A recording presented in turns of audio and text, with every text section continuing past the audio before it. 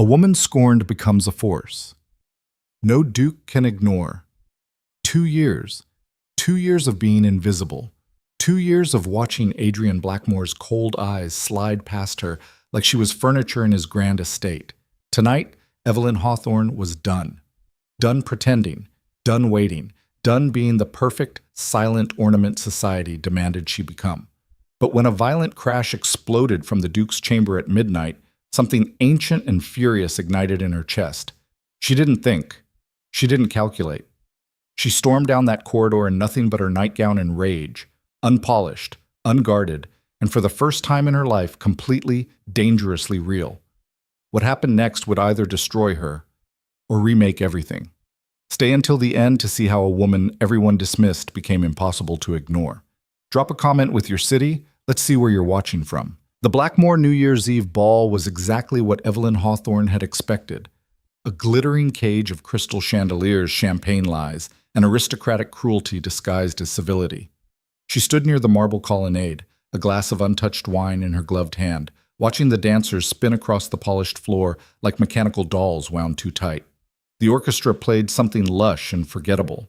The air smelled of expensive perfume, beeswax candles, and the particular staleness that came from too many people pretending too hard. 2 years? 2 entire years she'd wasted chasing the shadow of a man who barely knew her name. Adrian Blackmore, 5th Duke of Thornfield, stood near the dais in his signature black evening coat, his posture rigid as carved stone. Even from across the ballroom, he radiated that untouchable quality that made people either worship him or hate him, often both at once. His dark hair was swept back with military precision. His jaw could cut glass. His eyes, when they bothered to focus on anything at all, held the warmth of a winter lake. He was speaking to Lord Pemberton, some tedious conversation about parliamentary votes or grain tariffs or whatever it was powerful men discussed when they wanted everyone to know how powerful they were. Adrian's expression didn't change once. Not a flicker of interest. Not a hint of genuine emotion. Evelyn had spent months, trying to catch that gaze, trying to be interesting enough, clever enough, beautiful enough to earn more than his polite, dismissive nod. It had never worked. Still staring, I see. The voice came from her left, sharp, female, and dripping with the kind of malice that expensive education couldn't quite polish away. Evelyn didn't turn. She knew who it was. Lady Beatrice Ashford, the blonde viper in emerald silk who'd somehow decided that Evelyn's very existence was a personal affront. "I'm admiring the architecture," Evelyn said coolly. "Of course you are." Beatrice glided closer, her fan snapping open with a sound like breaking bones. "The architecture, not the unattainable Duke who wouldn't notice you if you set yourself on fire." Two of Beatrice's friends, Lady Margaret and the younger Ashford sister, Constance, materialized like sharks scenting blood. "Oh, Beatrice, don't be cruel," Margaret said, her voice honey over acid. "I'm sure Evelyn has other prospects." "Name one," Constance challenged, her eyes bright with gleeful malice. Evelyn's fingers tightened around her wine glass. The temptation to throw it was nearly overwhelming. Instead, she smiled. The bland, perfect smile she'd practiced in mirrors until her face ached. "I'm perfectly content, thank you." "Content?" Beatrice repeated, as if the word were something distasteful she'd found on her shoe. "How quaint. Tell me, Evelyn, when did you decide to give up entirely? Was it gradual, or did you wake up one morning and realize you'd never be anything more than wallpaper?" The words landed like physical blows. Evelyn had been called worse. She'd been ignored, dismissed, talked over, and talked past by nearly everyone in this room at one point or another. She was a minor baronet's daughter with a modest dowry, unremarkable connections, and the profound misfortune of being pretty enough to invite jealousy, but not powerful enough to defend against it. She'd learned to survive by being invisible.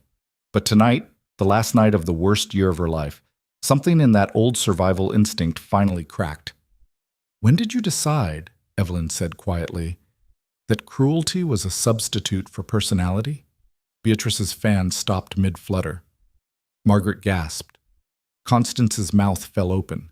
The silence stretched between them like a blade. Then Beatrice laughed, a high, brittle sound that turned heads across the room. "Oh, how delightful! The wallpaper has opinions. Tell me, dear, do you practice these little rebellions in front of your mirror? Do you imagine yourself brave? I don't have to imagine, Evelyn said. Her voice was steady now, fueled by 2 years of swallowed pride and buried rage. I just have to be tired enough of your nonsense to stop pretending it matters. The color drained from Beatrice's face, then flooded back in angry patches. You, Lady Beatrice, a male voice interrupted smoothly. I believe your father is looking for you. Lord Edmund Ferrars materialized beside them, his expression pleasantly neutral but his eyes sharp with warning. He was one of Adrian's closest friends, a rakish baron with a reputation for gambling, dueling, and generally being too charming for his own good. Beatrice's mouth compressed into a thin line. She clearly wanted to continue the fight, but challenging Edmund would be social suicide. Of course, she said icily. Enjoy your wallpaper, my lord. She swept away, her friends trailing behind like malicious ducklings. Edmund waited until they were out of earshot, then turned to Evelyn with an expression of mild amusement. That was either very brave or very stupid. Probably both, Evelyn admitted. Beatrice will make you pay for that, you know. She's not the forgiving type. Neither am I, Evelyn said. Not anymore. Edmund studied her for a moment, something thoughtful crossing his features. You've changed. 2 months ago, you would have smiled and let her walk all over you. 2 months ago, I still thought this mattered. Evelyn gestured vaguely at the ballroom, the swirling dancers, the glittering crowd, the whole elaborate performance of aristocratic society. I thought if I just played the game correctly, I don't know, win something. And now? Now I know the game is rigged, the prizes are worthless, and I'm tired of pretending otherwise. Edmund's eyebrows rose. My God, you have changed. What happened? What had happened? Evelyn couldn't point to a single moment. It had been gradual, a slow accumulation of dismissals and disappointments that finally reached critical mass. The way Adrian's eyes slid past her at dinners, the way other women whispered when she entered rooms, the way even her own mother had started looking at her with a mixture of pity and frustration, as if Evelyn's failure to secure a proposal was a personal betrayal. She'd spent 2 years trying to be perfect, trying to be worthy, trying to earn a place in a world that had already decided she didn't matter. And tonight, finally, she was done. I woke up, Evelyn said simply. Edmund laughed, a genuine sound of surprise and approval. Well, good for you. Adrian's an idiot, by the way, in case you were wondering. Evelyn blinked. Excuse me? Adrian, my dear emotionally constipated friend who's currently boring poor Pemberton to death with agricultural policy. Edmund nodded toward the dais. He's an idiot. Brilliant in some ways, catastrophically stupid in others. You're better off without him. I wasn't. Evelyn started, then stopped. What was the point of denying it? Everyone knew. It doesn't matter anymore. Doesn't it? No, Evelyn said firmly. It really, truly doesn't. I'm leaving tomorrow, going back to my aunt's estate in Yorkshire. I'm done with London, done with this circus, done with… A massive crash exploded through the ballroom. The music stopped mid-note. Heads whipped toward the source of the sound, somewhere in the east wing, echoing through the marble halls with the violence of shattering glass and splintering wood. Then came the shouting, male voices, angry and loud, spilling from behind closed doors. The ballroom erupted in whispers. Ladies clutched their fans. Men exchanged looks of alarm and barely concealed excitement. Nothing livened up a dull party like a good scandal. What on earth? Edmund began. Another crash, louder this time, followed by what sounded distinctly like someone being thrown against a wall. Evelyn's fingers had gone numb around her wine glass. The sound was coming from the direction of the guest chambers, the same floor where she'd been assigned a room, near Adrian's private quarters. The crowd began shifting, moving toward the commotion like a single organism drawn to blood. Servants appeared, trying to maintain order, but the noise was getting worse, furniture breaking, voices raised in what sounded like genuine violence. Stay here, Edmund said sharply. He was already moving toward the disturbance, his expression shifting from amused to deadly serious in an instant. I'll handle it. But Evelyn didn't stay. She didn't think. She didn't calculate the social cost or worry about propriety or consider what anyone would think. 2 years of being careful, 2 years of measuring every word, every gesture, every breath. Something inside her, something that had been compressed and buried and suffocated under layers of forced politeness, finally exploded. She set down her wineglass, turned on her heel, and walked straight toward the chaos. Behind her, she heard gasps.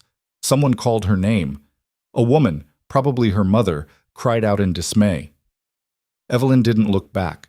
She moved through the crowd like water through stone, her cream-colored gown swishing against the marble as she headed for the grand staircase. People tried to stop her. Lady Pemberton clutched at her sleeve, hissing something about dignity and reputation. Evelyn pulled free and kept walking. Up the stairs, down the portrait-lined corridor, past servants frozen in doorways, their faces masks of shock and scandal. The shouting was clearer now. 2 male voices. One she recognized as Adrian's, cold and controlled even in anger. The other was unfamiliar, slurred with drink and rage. "Dare you? You think because you have a title. Get out of my house." Adrian's voice was ice over steel. "Now." "Not until you—" Another crash. More breaking glass. Evelyn reached the corridor outside Adrian's private chambers just as Edmund Ferrars and 2 other men rounded the opposite corner. They saw her and froze. "Miss Hawthorne," Edmund said urgently, "you cannot be here. Go back downstairs." The door to Adrian's chamber exploded outward. A man stumbled through it, young, drunk, his cravat askew and his face purple with rage. Lord something or other, one of those interchangeable aristocratic sons who spent their father's money and everyone else's patience. He was screaming incoherently, his words slurring together into a stream of accusations and curses. Behind him, Adrian appeared in the doorway, and Evelyn's breath caught. She'd seen the Duke angry before, or what she'd thought was anger. The cold silences, the cutting remarks delivered with surgical precision, the way he could devastate someone's social standing with a single raised eyebrow. This was different. This was rage barely leashed. His coat was torn at the shoulder. His hair had fallen across his forehead. His eyes burned with something raw and dangerous that made him look less like a duke and more like something ancient and predatory. "If you ever," Adrian said, his voice low and deadly, "speak about my sister that way again, I will destroy you. Not your reputation. Not your prospects. You. Do you understand?" His sister. Eleanor Blackmore, the Duke's younger sister who'd been the subject of vicious rumors all season. Evelyn didn't know the details. She'd avoided gossip as much as possible, but she knew Eleanor had withdrawn from society months ago, and the whispers had only gotten worse. The drunk lord spat something obscene. Adrian moved. It happened so fast Evelyn almost missed it. One moment Adrian was in the doorway. The next he had the man by the throat, slamming him against the corridor wall hard enough to crack the plaster. "Get your hands off me," the lord choked. I'll ruin you. I'll tell everyone." "Tell them what?" Adrian's voice was perfectly calm now, which was somehow more terrifying than the rage. "That you forced your way into my private chambers, drunk and belligerent, making slanderous accusations about my sister. Please, do tell everyone. I'm curious what they'll think." Edmund and the other men had reached them now, trying to pull Adrian back, but he didn't budge. "Adrian," Edmund said urgently, "let him go. He's not worth it. He called Eleanor a—" "I know, and he'll pay for it, but not like this. You're better than this." "Are you?" Evelyn wanted to ask. "Are any of us?" Maybe it was the wine. Maybe it was exhaustion. Maybe it was 2 years of buried frustration finally finding a crack in her carefully constructed facade. Whatever it was, Evelyn heard herself speak. "Let him go, Your Grace." Her voice cut through the chaos like a bell. Every head turned toward her. Edmund's eyes went wide with horror. The other men looked scandalized, the drunk lord's face twisted with confusion. And Adrian. Adrian saw her for the first time, really saw her. His eyes locked onto hers, and for one suspended moment, the entire corridor fell away. It was just the 2 of them, staring at each other across a space that felt both infinite and non-existent. "Miss Hawthorne," Adrian said slowly. His voice had changed, still dangerous, but with a note of something else. Surprise, maybe. or recognition. What are you doing here? What was she doing here? Standing in a corridor in her ball gown without a chaperone, in the middle of a violent altercation between men who could destroy her reputation with a word. This was social suicide. This was the kind of scandal that ended careers and prospects and any hope of a respectable future. She should apologize. Curtsy. Run. Instead, Evelyn stepped forward. "I'm stopping you from making a mistake you'll regret," she said. Adrian's hand was still wrapped around the other lord's throat. "He deserves worse than this." "Probably, but you don't deserve what killing him would cost you." "Who says I'm going to kill him?" "Your eyes do." Something flickered in Adrian's expression. Shock, maybe, that someone was speaking to him with complete honesty, instead of fear or calculation. The drunk lord made a choking sound. "Adrian," Edmund said again, more urgently. "She's right. Let him go." For a long moment, Adrian didn't move. His fingers tightened fractionally around the man's throat. Evelyn could see the war playing out behind his eyes. Rage versus control. Instinct versus consequence. Then slowly, he released his grip. The lord collapsed against the wall, gasping and clutching his throat. Adrian stepped back, his expression sliding back into that familiar cold mask. "Get him out," Adrian said to Edmund. "I want him off my property within the hour. And if he breathes another word about my sister, I'll make sure every door in London closes in his face." "Consider it done," Edmund said. He and the other men moved to haul the drunk lord away, but Edmund paused long enough to shoot Evelyn a look that clearly said, "What the hell are you doing?" "Good question." The drunk lord was being dragged down the corridor now, still sputtering threats and obscenities. Servants had materialized, cleaning up broken glass and pretending they hadn't witnessed anything. The sounds of the party drifted up from downstairs. Music starting again, conversation resuming, society's machinery grinding back into motion. And Evelyn stood alone in the corridor with Adrian Blackmore. Neither of them moved. The silence stretched between them, heavy with everything unsaid.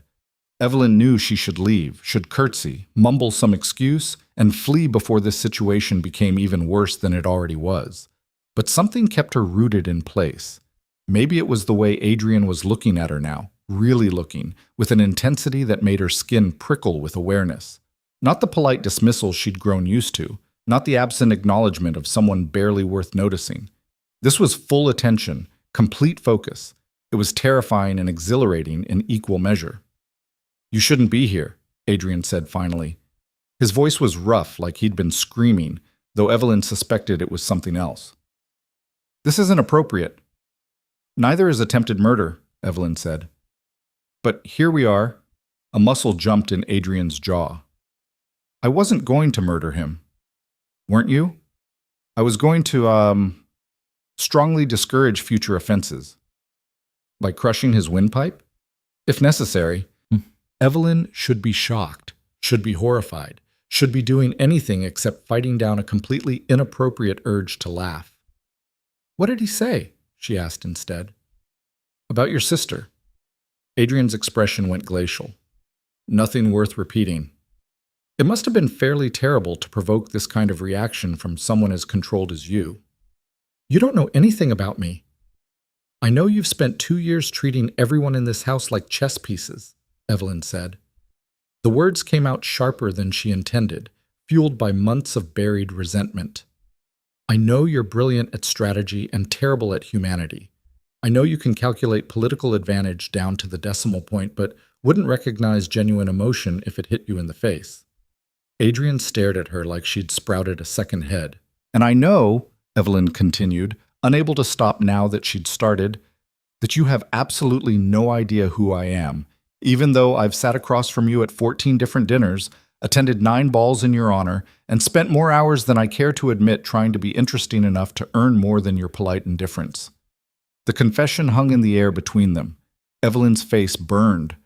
What was she doing? This was worse than social suicide. This was complete annihilation. You didn't speak to a duke like this. You didn't confess your pathetic attempts at catching his attention.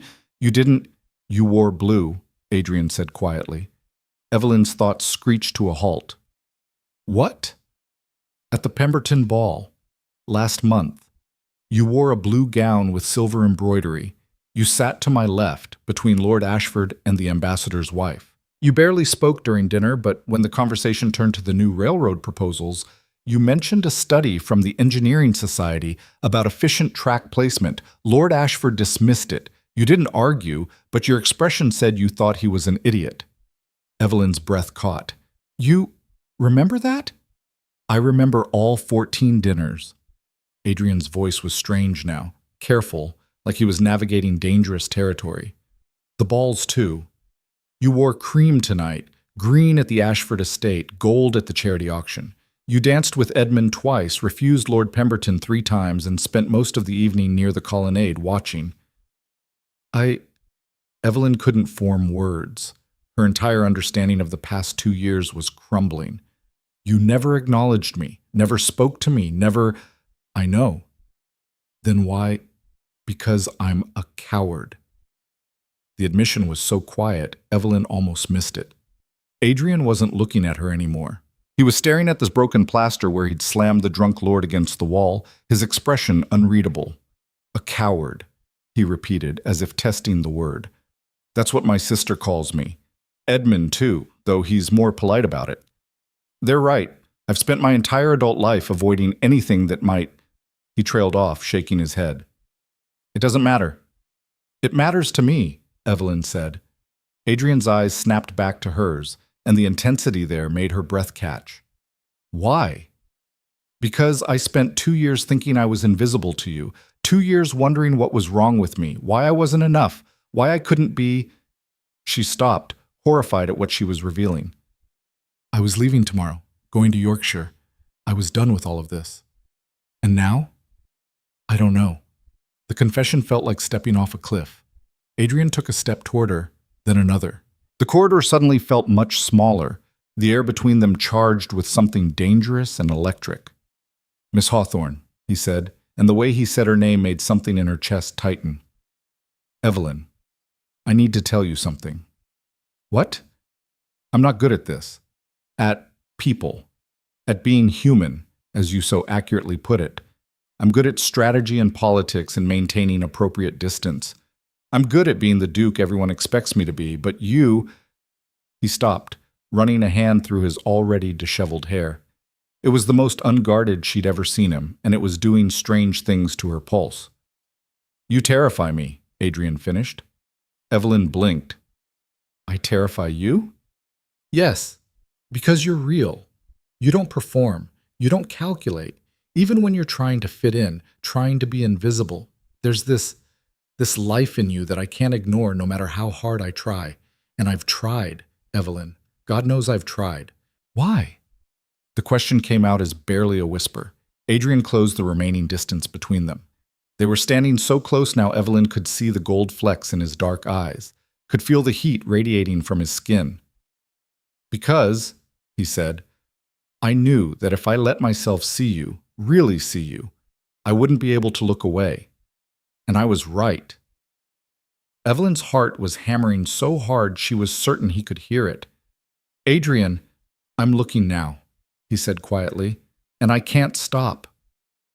The world narrowed to this, the corridor, the darkness, the impossible man standing in front of her saying impossible things that rewrote everything she thought she knew. Somewhere downstairs, the party continued. Somewhere in London, society's rules still applied. Somewhere in her mind, a voice was screaming that this was a mistake, that she should run, that nothing good could come from standing alone with a duke who'd just admitted he'd been avoiding her for 2 years. But Evelyn didn't run. She met his eyes and held her ground. What happens now? She asked. Adrian's expression shifted, something dark and determined crossing his features. Now, he said, I stop being a coward. And then he kissed her. The kiss lasted 3 heartbeats, maybe 4, before reality crashed back in with the force of a tidal wave. Evelyn jerked backward, her hand flying to her mouth. Adrian stood frozen, his eyes wide with something between shock and horror, as if he couldn't quite believe what he'd just done. He started. Don't, Evelyn whispered. Her lips still burned where his had touched them. Her entire body felt like it was vibrating at a frequency just below visibility. Don't apologize. Don't you dare apologize." "I wasn't going to." Adrian's voice was rough. "I was going to ask if you wanted me to do it again." The corridor spun.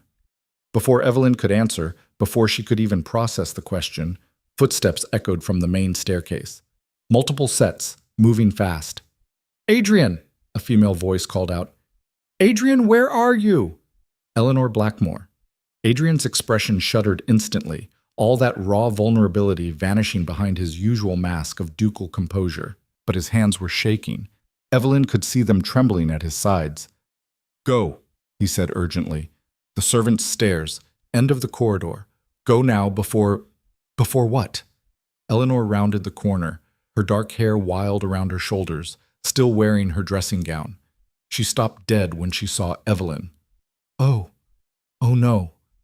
Behind her came Edmund Ferrars and, worse, Lady Pemberton, whose face was already arranging itself into an expression of scandalized delight. "Miss Hawthorne," Lady Pemberton said, her voice dripping false concern. "My dear child, what are you doing alone with His Grace in such a compromising location?" Evelyn's mind went blank. Every social rule she'd ever learned screamed at her to lie, to make excuses, to salvage what remained of her reputation. But she'd spent 2 years lying, 2 years performing, 2 years being who everyone else needed her to be. "We were talking," Evelyn said clearly. Lady Pemberton's eyebrows climbed toward her hairline.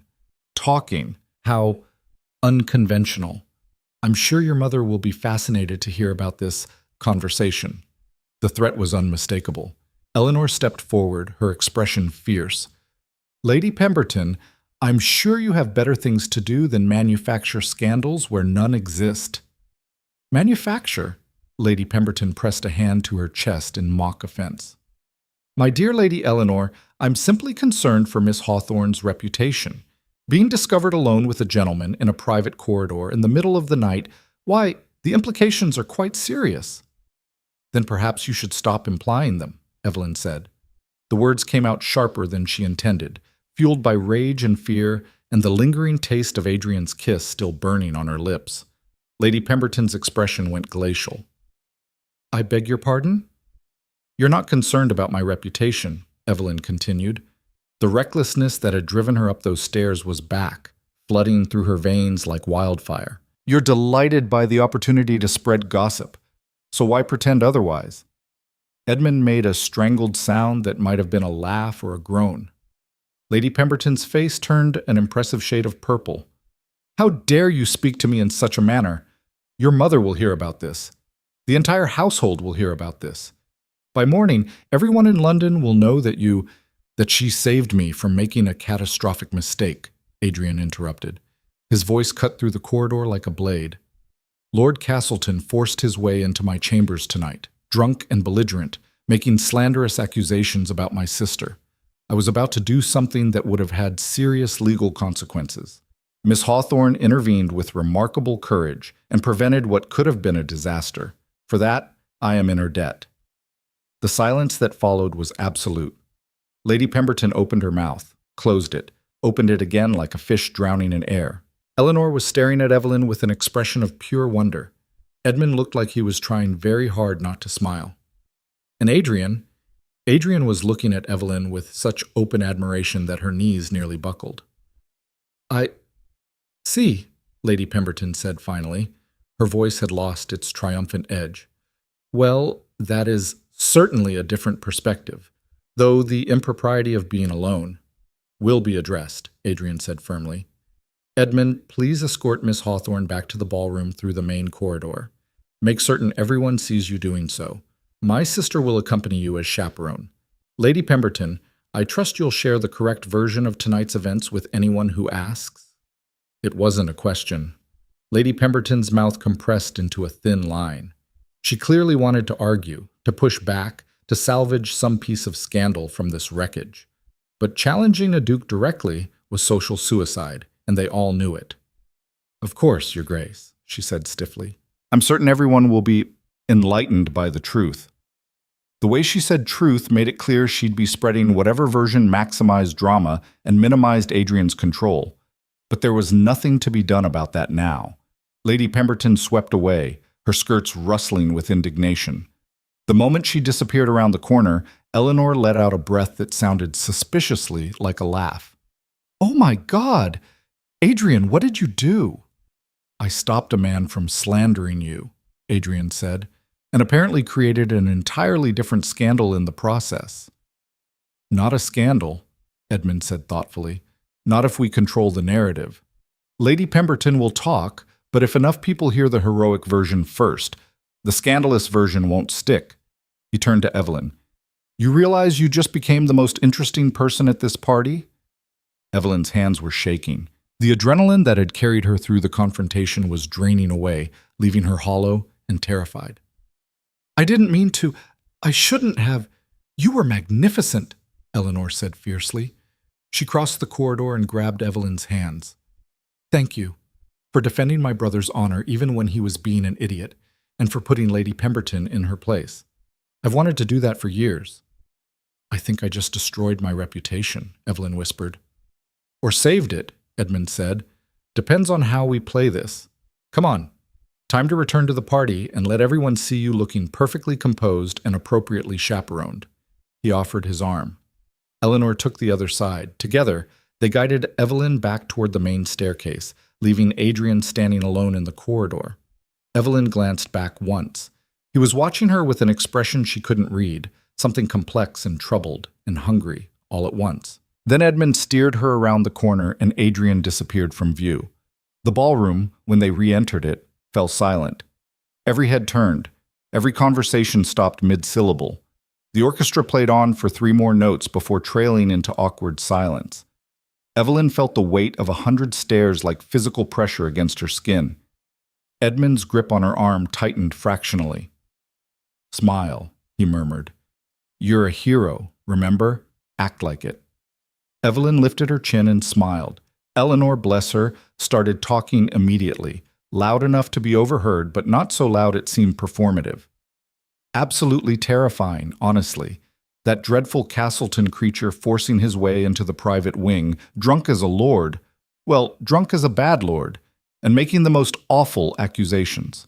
If Miss Hawthorne hadn't been there to calm my brother down, I shudder to think what might have happened. Heads swiveled. Whispers erupted. Edmund picked up the thread smoothly. "Remarkable presence of mind, really. Most young ladies would have swooned or fled. Miss Hawthorne walked straight into the conflict and de-escalated it before anyone got seriously hurt. Quite brave." More whispers. These ones sounded less scandalous and more intrigued. Evelyn's mother materialized from the crowd, her face pale with fear and fury. "Evelyn, what on earth's—" "Your daughter," Eleanor said warmly, "is a credit to your family, Mrs. Hawthorne. She may have prevented a tragedy tonight." Mrs. Hawthorne's mouth opened and closed several times. She clearly didn't know whether to be proud or horrified. That is, Evelyn, you should not have—" "She absolutely should have," a new voice interrupted. Adrian had entered the ballroom. The crowd parted for him like the Red Sea, everyone stepping back to give the Duke room. He'd straightened his coat, smoothed his hair, and reassembled his usual mask of ducal authority.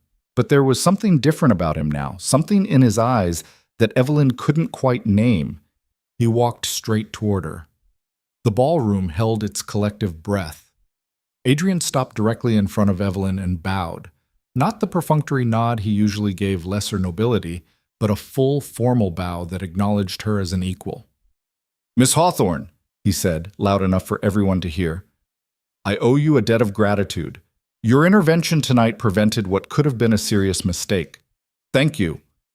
The whispers exploded into full conversation. Evelyn heard snatches. How brave. Quite remarkable. Did you see the way he bowed to her? Swirling through the crowd like smoke. Evelyn curtsied, her mind reeling. "You're welcome, Your Grace." Adrian's eyes met hers, and for just a moment, she saw past the performance. Saw the same hunger and confusion and desperate want that was currently tearing her apart from the inside. Then he stepped back, the moment broken. "Please," he said to the crowd at large, "continue enjoying the party.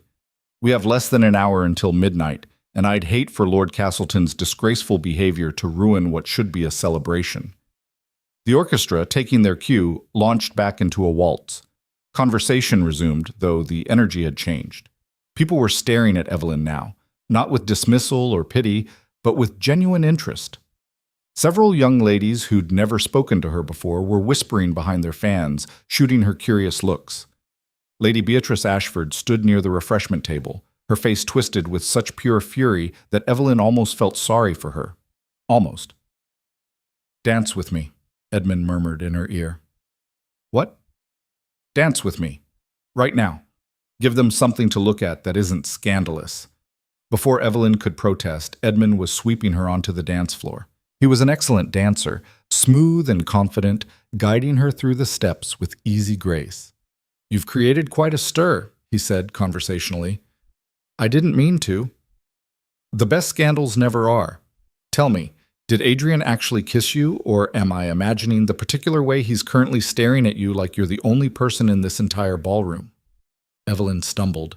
Edmund caught her smoothly, spinning them back into the dance. We didn't... Evelyn, I've known Adrian since we were children. I've never seen him look at anyone the way he's looking at you right now. So I'll ask again, did he kiss you? There was no judgment in Edmund's voice, just curiosity and something that might have been hope. "Yes," Evelyn whispered. Edmund's face split into a genuine grin. Hallelujah. The man's finally done something human. How was it? "Edmund!" "What?" "I'm invested now. You've made my best friend act like an actual person instead of a political automaton. I'm allowed to be curious." Despite everything, the fear, the scandal, the complete upheaval of her entire world, Evelyn laughed. It was brief and confusing and possibly the worst decision either of us has ever made. "Or the best," Edmund said. "Depends on what happens next." "What does happen next?" Edmund's expression sobered. "That's up to Adrian. And you.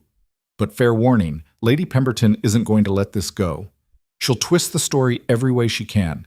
By tomorrow morning, half of London will think you're a scheming fortune hunter, and the other half will think you're a naive innocent who got caught in a compromising situation. Neither of which is true. Truth rarely matters in situations like this. Perception does.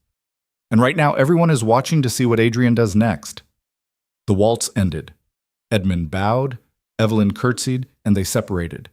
Immediately, other young men materialized, requesting dances. Lords who'd never spoken to her before were suddenly treating her like someone worth noticing. It should have been gratifying. Instead, it felt hollow. These men didn't see her. They saw an opportunity, a connection to the Duke of Thornfield, a piece in whatever social games they were playing, just like she'd been trying to be for the past 2 years. The realization sat like lead in her stomach. She danced mechanically through 2 more songs, making polite conversation that she forgot the moment it ended.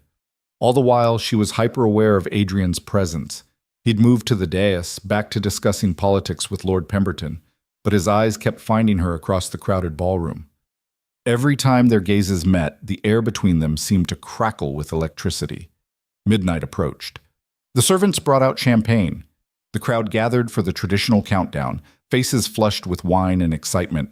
Evelyn found herself near the colonnade again, champagne glass in hand, watching the performance with a strange sense of detachment. 48 hours ago, she'd imagined this moment differently. She'd imagined catching Adrian's attention at midnight, sharing a meaningful look across the ballroom, maybe even a dance to start the new year. She'd never imagined this, the scandal, the kiss, the way her entire understanding of the past 2 years had been shattered and reassembled into something she didn't recognize. 10, the crowd shouted. 9, 8. Evelyn closed her eyes. 7, 6, 5. What did she want? Not what society expected. Not what her mother wanted. Not even what she'd convinced herself she wanted for the past 2 years. 4, 3, 2. What did she want? 1. Happy New Year!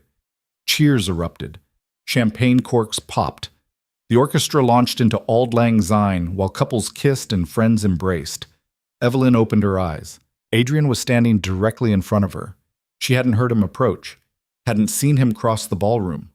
But he was there, close enough to touch, his dark eyes intense and searching. "Happy New Year," he said quietly. Around them, the party swirled on, but in their small pocket of space, everything was still. "Happy New Year," Evelyn echoed. "I need to speak with you properly.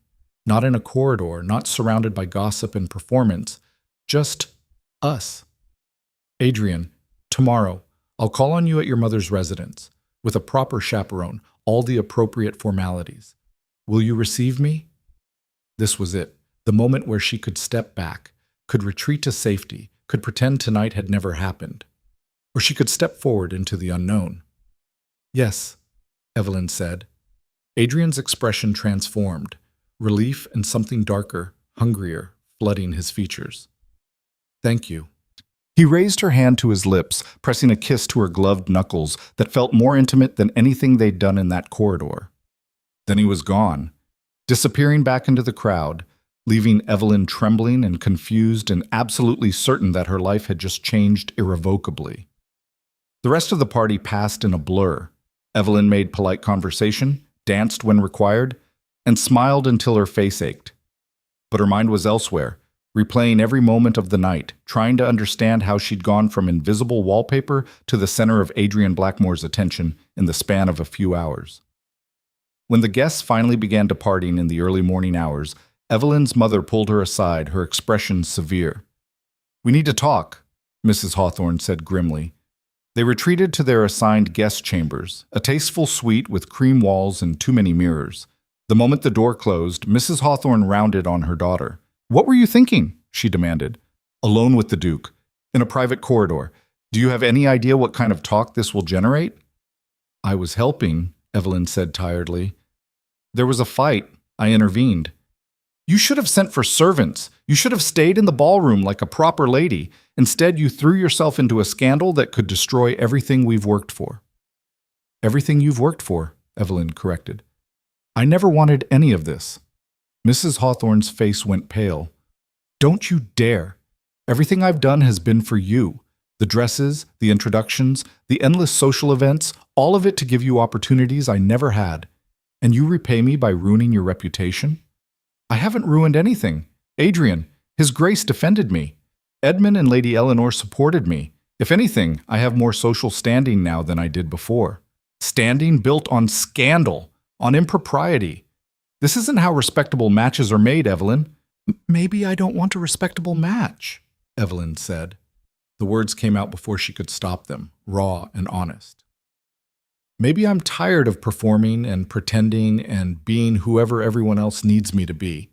Maybe I want to be myself for once, even if that means everything falls apart." Mrs. Hawthorne stared at her daughter like she was a stranger. "What has gotten into you?" Evelyn laughed, a brittle, broken sound. "Honestly, I have no idea. But I know I can't keep doing this. I can't keep chasing men who don't see me, pretending to be interested in conversations that bore me to tears, smiling through cruelty and dismissal because that's what proper ladies do. I'm done, Mother. Whether you approve or not, I'm done." The silence that followed was deafening. Mrs. Hawthorne's hands were shaking. When she finally spoke, her voice was very quiet. "The Duke is calling on you tomorrow." "Yes." "What will you say to him?" "I don't know yet." "Evelyn," Mrs. Hawthorne's voice cracked. "Please, be careful. Men like the Duke of Thornfield don't marry girls like us. They play with our hopes and our hearts, and when they're done, they move on to women of their own station. I don't want to see you hurt." The genuine fear in her mother's voice cut through Evelyn's anger. She crossed the room and took Mrs. Hawthorne's hands. "I know," Evelyn said gently. "I know you're trying to protect me, but I have to do this. I have to see where this goes, even if it ends badly. Because the alternative, spending the rest of my life wondering, what if? That's worse than any scandal." Mrs. Hawthorne closed her eyes. "You're so much braver than I ever was. Or more foolish." "Perhaps both." Mrs. Hawthorne squeezed her daughter's hands. "Very well. We'll receive the Duke tomorrow, but we do it properly, full chaperone, all the formalities. I won't have anyone saying you encouraged impropriety." "Thank you." They stood together for a moment, mother and daughter, balanced on the edge of something neither of them fully understood. Then the clock chimed 3, and they both realized how exhausted they were. Evelyn slept fitfully, her dreams full of dark eyes and dangerous kisses, and the sensation of falling with nothing to catch her. She woke to hammering on her chamber door. "Miss Hawthorne!" Her mother's maid, breathless and frantic. "Miss Hawthorne, you must come quickly!" Evelyn stumbled out of bed, still in her nightgown, and yanked open the door. "What? What's wrong?"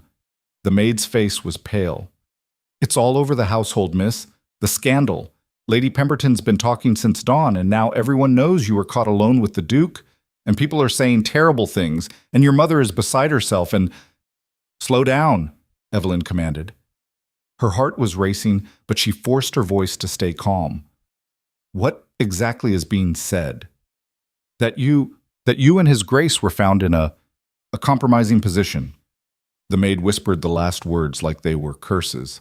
"That Lady Eleanor and Lord Ferrars discovered you together in the private wing, and that it was—" She trailed off, clearly unable to repeat the more salacious details. Evelyn's blood ran cold. This was worse than she'd thought. Much worse. She dressed quickly, her fingers fumbling with laces and buttons. By the time she made it downstairs, the damage was already done. The other guests, those who'd stayed overnight, were gathered in clusters, whispering behind fans and gloves. When Evelyn entered the breakfast room, conversation stopped. She lifted her chin and walked to the sideboard, serving herself tea with hands that only shook slightly. Behind her, the whispers resumed. Louder now, less discreet. Caught them in his private chambers. Absolutely shameless. Fortune hunter, obviously. The Duke will never marry her now. Each word was a knife between her ribs. Evelyn carried her tea to a small table near the window and sat down, forcing herself to sip calmly despite the fact that her entire world was crumbling around her. Lady Beatrice Ashford glided over, her expression dripping false sympathy. "Oh, Evelyn," she purred, "how dreadful this must be for you. All this terrible gossip. I'm sure none of it is true, but you know how people talk." "Actually," Evelyn said coolly, "I prevented Lord Castleton from being murdered. Everything else is embellishment." "Of course it is," Beatrice agreed, in a tone that said she believed nothing of the sort. "I'm sure His Grace will set the record straight when he arrives." "He's calling on me this morning," Evelyn said. She had no idea if this was true, but she needed to maintain some semblance of control. Beatrice's smile sharpened. How unconventional. After such a scandal, most gentlemen would maintain distance, unless, of course, he feels obligated to salvage your reputation. How unfortunate that would be. A marriage born of obligation rather than affection. The implication was clear. Adrian would only marry Evelyn out of duty, to repair the damage to her reputation. Any real feeling between them would be dismissed as fantasy. Before Evelyn could respond, the breakfast room doors burst open. Eleanor Blackmore strode in, still in her riding clothes, her face flushed with anger. "Lady Beatrice," Eleanor said, her voice cutting through the whispers like a whip. "How delightful to see you spreading your particular brand of poison so early in the morning. Tell me, do you practice your false sympathy in the mirror, or does it come naturally?" Beatrice went white. "I'm sure I don't know what you mean." "I'm sure you do. Let me clarify the situation for everyone present." Eleanor raised her voice, addressing the entire room. "Last night, Lord Castleton, drunk and belligerent, forced his way into my brother's private chambers and made slanderous accusations about me. My brother was justifiably angry. Miss Hawthorne, hearing the commotion, intervened with remarkable courage and prevented what could have been a violent altercation.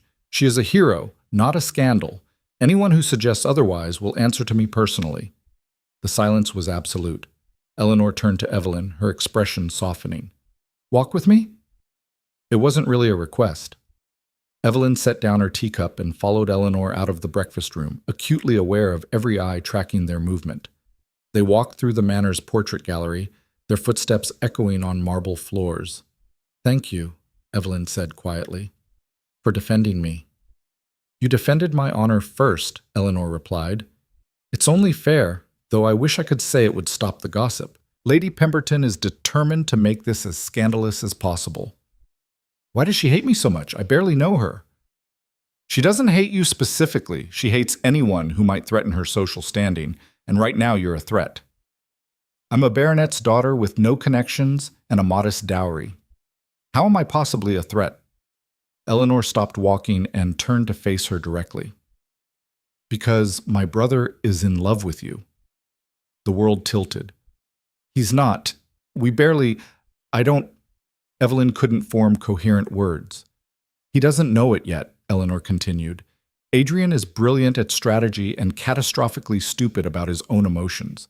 But I've known him my entire life, and I've never seen him look at anyone the way he looks at you. It terrifies him, which is probably why he's been avoiding you for 2 years. He said I terrified him, Evelyn whispered. Eleanor smiled. Because you're real.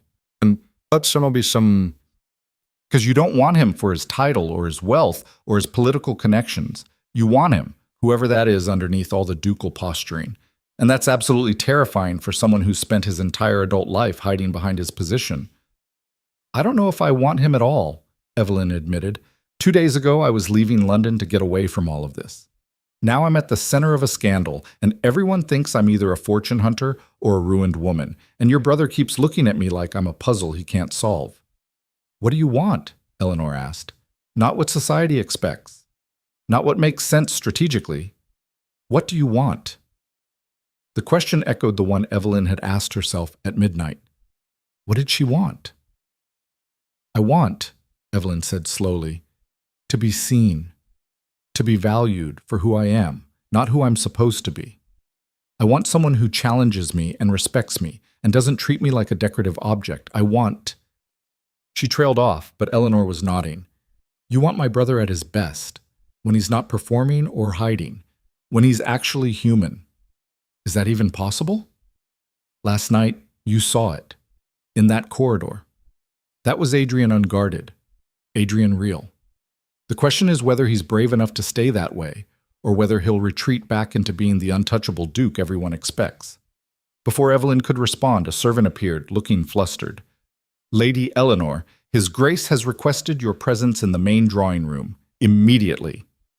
Eleanor and Evelyn exchanged glances. This should be interesting, Eleanor muttered. They made their way to the drawing room where they found Adrian standing by the windows, his posture rigid with tension. Edmund Ferrars was there too, looking unusually serious. Close the door, Adrian said. Eleanor did, and the four of them stood in tense silence. It's worse than we thought, Adrian said finally. Lady Pemberton has been writing letters since dawn. By this afternoon, half of London will have heard some version of last night's events.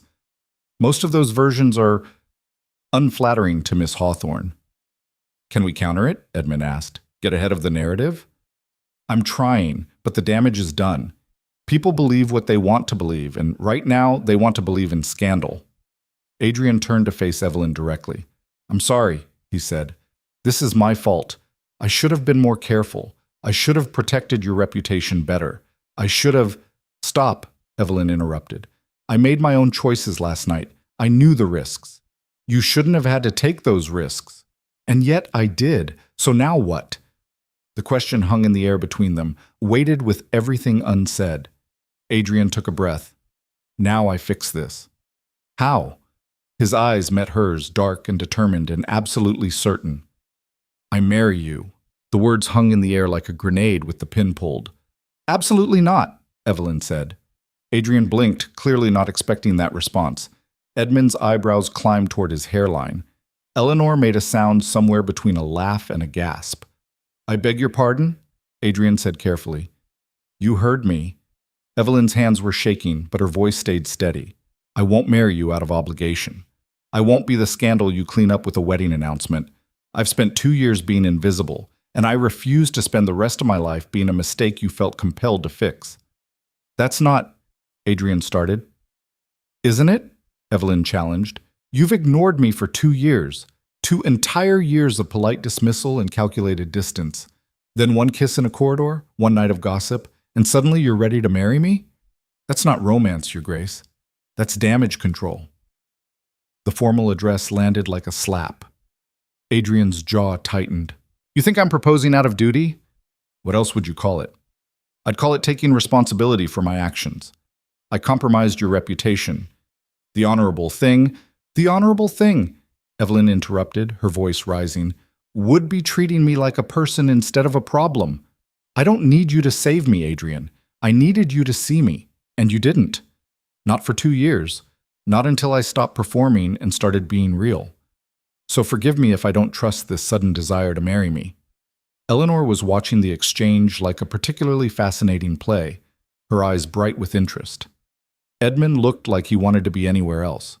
Adrian's face had gone carefully blank, his ducal mask sliding back into place. "What do you want from me, then?" "The truth," Evelyn said. "Not strategy, not calculation, not what makes sense politically or socially. The actual truth." "Why now? Why me? Why does one night change everything when 2 years of proximity changed nothing?" "I told you, you terrify me." "That's not an answer, that's an excuse." Adrian's control cracked. "What do you want me to say? That I've been a coward? That I've watched you at those dinners and those balls and convinced myself that staying away was the smart choice? That every time you walked into a room, I had to remind myself not to stare?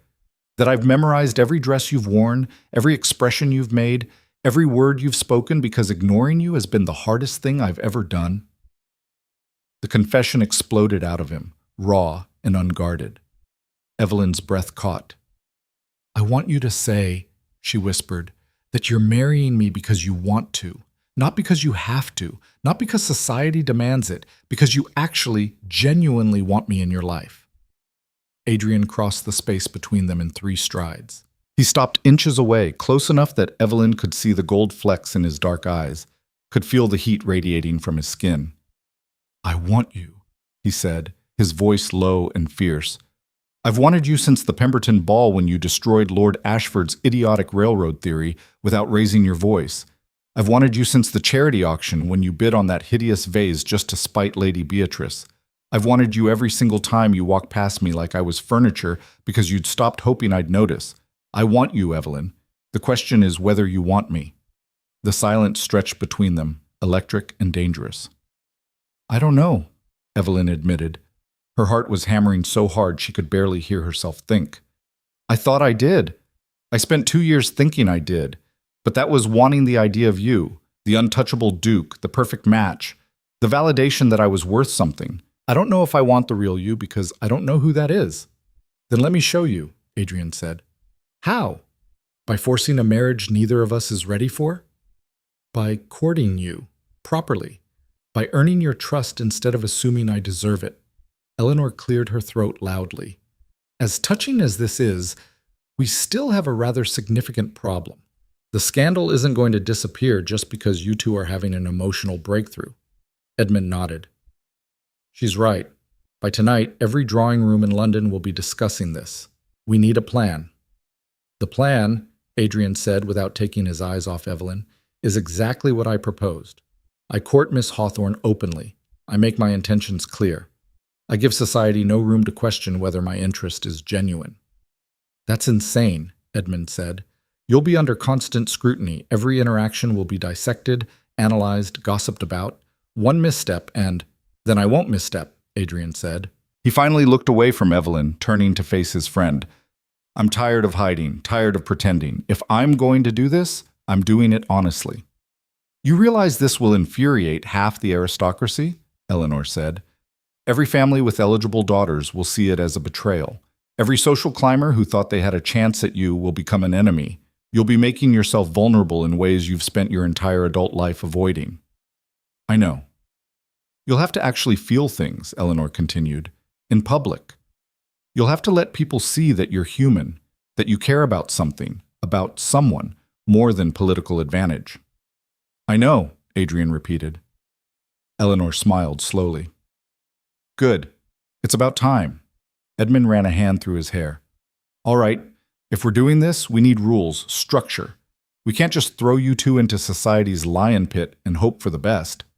"What do you suggest?" Evelyn asked. Her head was spinning. 5 minutes ago, she'd been refusing marriage. Now they were planning a courtship that could either salvage her reputation or destroy it completely. "Public appearances," Edmund said, ticking items off on his fingers. "But controlled ones, not balls or parties where gossip spreads unchecked. Things like the theater, gallery exhibitions, charitable events, places where your behavior can be observed but not easily misinterpreted." Always properly chaperoned, Eleanor added. No more midnight corridors. Adrian's mouth twitched. Obviously. And you, Edmund said, pointing at Adrian, need to actually court her, not just show up and stand there radiating ducal authority. Talk to her. Make her laugh. Act like a human being who's genuinely interested in another human being. I am genuinely interested, Adrian protested. Then act like it. Bring her flowers. Write her letters. Do all the ridiculous romantic things you've spent your life mocking. I don't mock romance. You absolutely do, Eleanor said. You called Lord Pemberton's proposal to Lady Catherine strategically sound but emotionally inefficient last month. It was, Adrian muttered. Evelyn felt a laugh bubbling up despite everything. This is insane. You're planning military strategy for a courtship. Welcome to the aristocracy, Edmund said dryly, where love is a battlefield and everyone's keeping score. A knock at the door interrupted them. Enter, Adrian called. A servant appeared looking nervous. Your Grace, there are visitors. Lord and Lady Ashford, Lady Pemberton, and several others. They're requesting an audience. Adrian's expression went cold. Tell them I'm occupied. They're quite insistent, Your Grace. They say it's a matter of urgent social importance. Of course they do, Eleanor muttered. Adrian looked at Evelyn. Do you want to face them, or would you prefer to leave through the garden entrance? The offer was genuine. He was giving her an escape route. Evelyn thought about it. Thought about running, about hiding, about letting Adrian handle the social fallout while she retreated to safety. Then she thought about the past 2 years, the invisibility, the silence, the way she'd shrunk herself down to fit into spaces that were never meant for her. I'll stay, she said. Adrian's eyes flashed with something that looked like pride. Are you certain? No, but I'm tired of running. Then we faced them together. Adrian turned to the servant. Show them in, all of them. The servant bowed and disappeared. Eleanor moved to stand beside Evelyn. Whatever happens, remember, they're here because they're threatened. You've disrupted their carefully ordered world and they hate that. Don't let them make you small again. I'll try. Don't try, Eleanor said fiercely. Succeed. The door opened and society's judgment walked in. Lord Ashford entered first, a portly man with shrewd eyes and a mouth that naturally settled into disapproval. His wife, Lady Catherine, followed, her expression a masterpiece of scandalized concern. Lady Pemberton glided in behind them, flanked by 2 other society matrons whose names Evelyn couldn't remember. Bringing up the rear, looking deeply uncomfortable, was Evelyn's own mother. Mrs. Hawthorne's eyes found her daughter, and the pain in them was like a physical blow. Your Grace, Lord Ashford began without preamble. We've come on behalf of several concerned families regarding the events of last night. Have you? Adrian said flatly. It wasn't a question. The rumors circulating are quite disturbing. If even half of what's being said is true, it's not, Eleanor interrupted. We've already addressed this. Lord Castleton created a violent disturbance. Miss Hawthorne intervened heroically. Everything else is gossip. Gossip that wouldn't exist, Lady Pemberton said smoothly, if Miss Hawthorne had remained in the ballroom as a proper young lady should. Instead, she rushed into a private wing, alone, in the middle of the night. The impropriety is undeniable. What's undeniable, Adrian said, his voice dropping to something dangerous, is that you're here to crucify a woman who showed more courage than anyone in this room for doing what was right instead of what was proper. Courage? Lady Catherine's laugh was brittle. Is that what we're calling it? Your Grace, forgive me, but the girl has destroyed her reputation. No respectable family will have her now. The kindest thing would be to send her away quietly before the scandal spreads further. Send her where? Evelyn asked. Her voice came out steadier than she felt. To the countryside? To relatives abroad? Somewhere I can disappear and everyone can pretend I never existed? Lady Catherine blinked, clearly not expecting to be addressed directly. Well, yes. For your own good, my dear. To protect what's left of your prospects. I don't have any prospects left, Evelyn said. You've made that quite clear. So what exactly am I protecting? The illusion that I matter? The fantasy that playing by your rules will somehow result in happiness? Evelyn, her mother said quietly, painfully. Please, don't make this worse. Worse than what, Mother? Worse than being told I'm ruined? Worse than having my character assassinated by people who don't know me? Worse than spending years trying to earn acceptance from a society that was never going to give it? You brought this on yourself, Lady Pemberton said. If you had simply behaved appropriately, I prevented a man from being seriously injured, Evelyn cut her off. I stopped a violent altercation. I did what any decent person would do. And for that, you want to exile me. Tell me, what would you have done? Stood in the ballroom and let someone get killed because intervening wouldn't be proper? Lady Pemberton's face flushed. That's not the point. That's exactly the point, Eleanor said. You're punishing her for having courage you lack. This is absurd, Lord Ashford said. Your Grace, surely you can see the situation is untenable. The girl's reputation is destroyed. The kindest thing is to let her speak for herself, Adrian interrupted, which you've all conspicuously avoided doing. You've talked about her, around her, past her, but not to her. Not once have any of you asked Miss Hawthorne what she wants. Silence fell.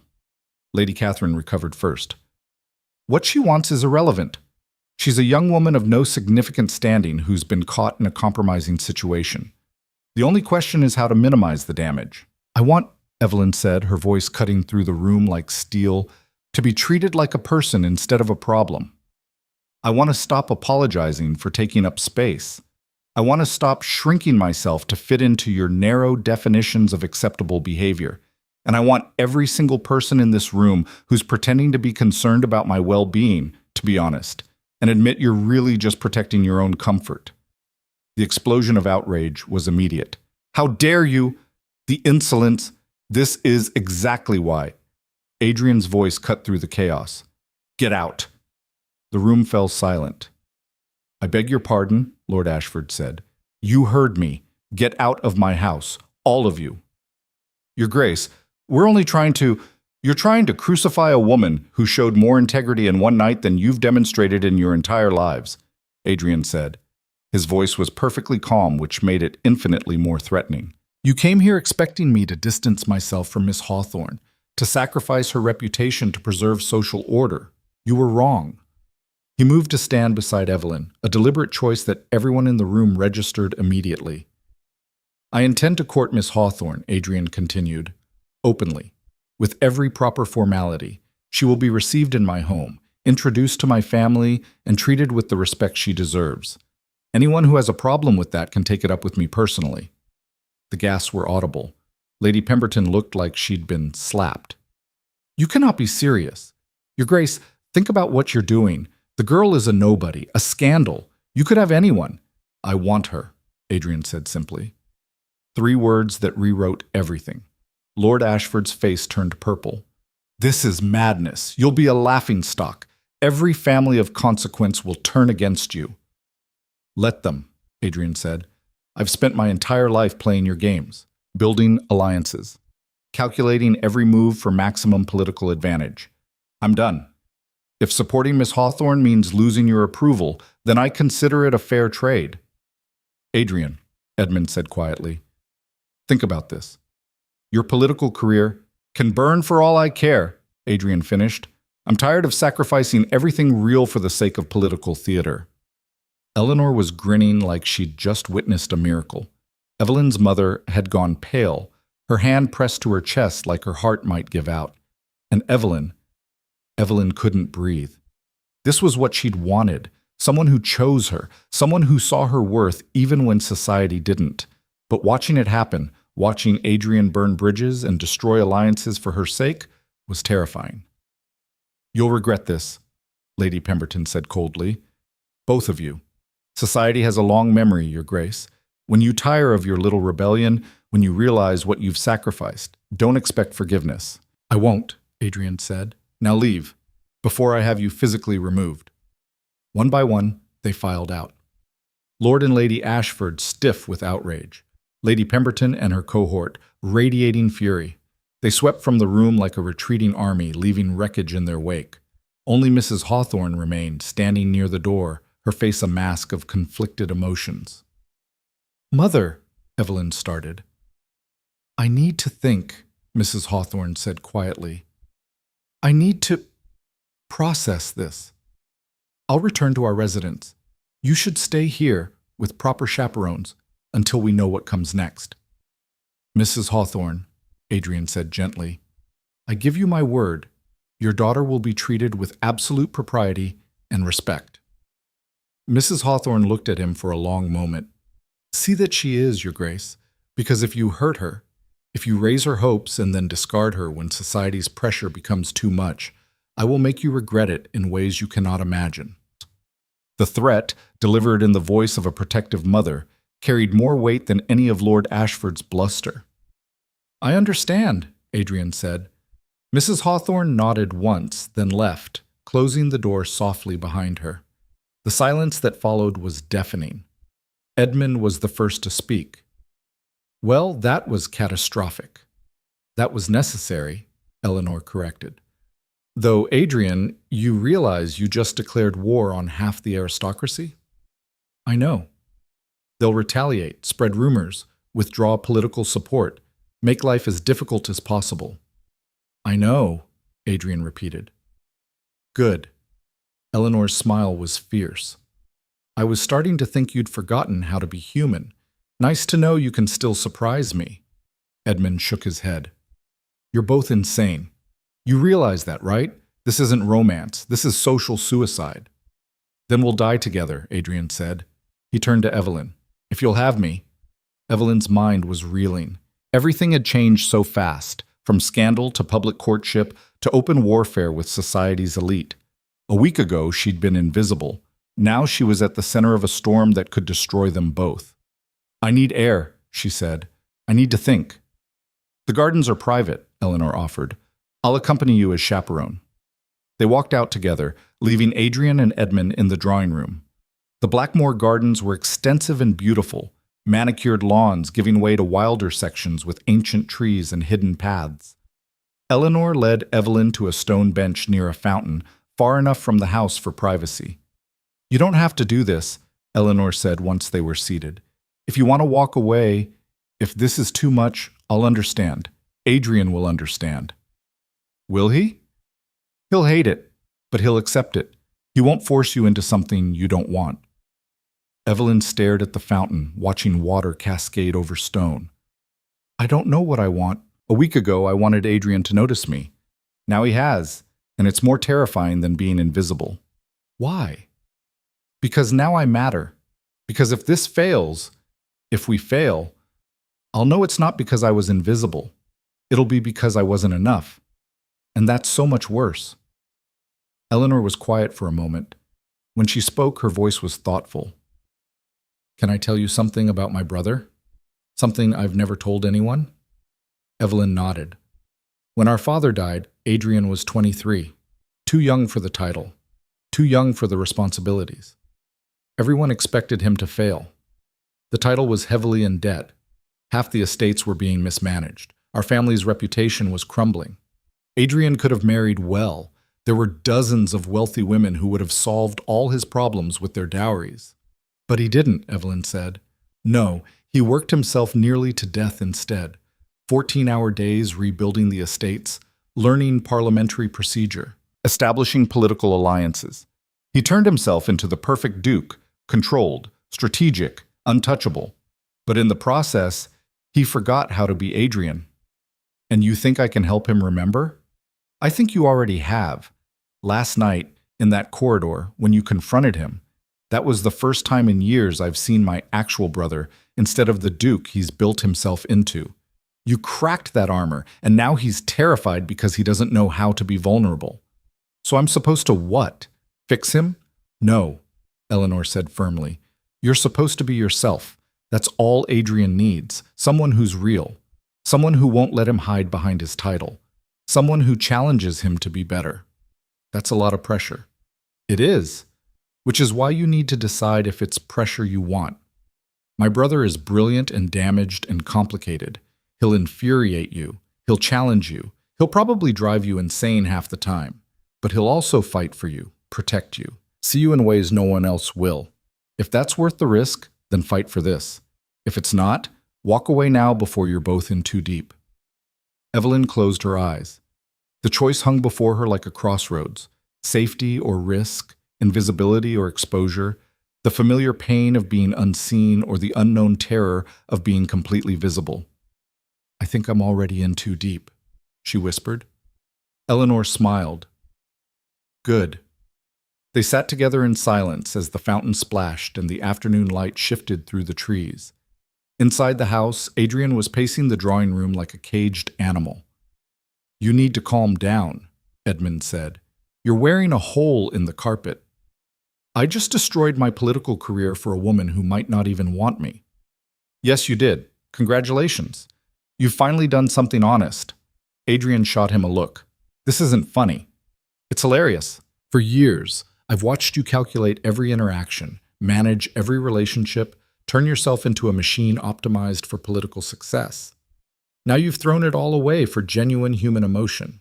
It's the most entertaining thing you've ever done." "Lord Ashford will withdraw his support. The agricultural reform bill we've been working on for months will die. The alliance with the northern estates will crumble. I've just handed my enemies every weapon they need to destroy me politically. And gained something worth more than political power. Have I? What if she walks away? What if she decides this is too much pressure, too much scrutiny, too much risk?" "Then you'll have learned an important lesson about being human," Edmund said. "You can't control everything. You can't strategize your way into genuine connection. You have to risk, to be vulnerable, to accept that sometimes the outcome is uncertain. That's what makes it real." Adrian stopped pacing. "I don't know how to do that."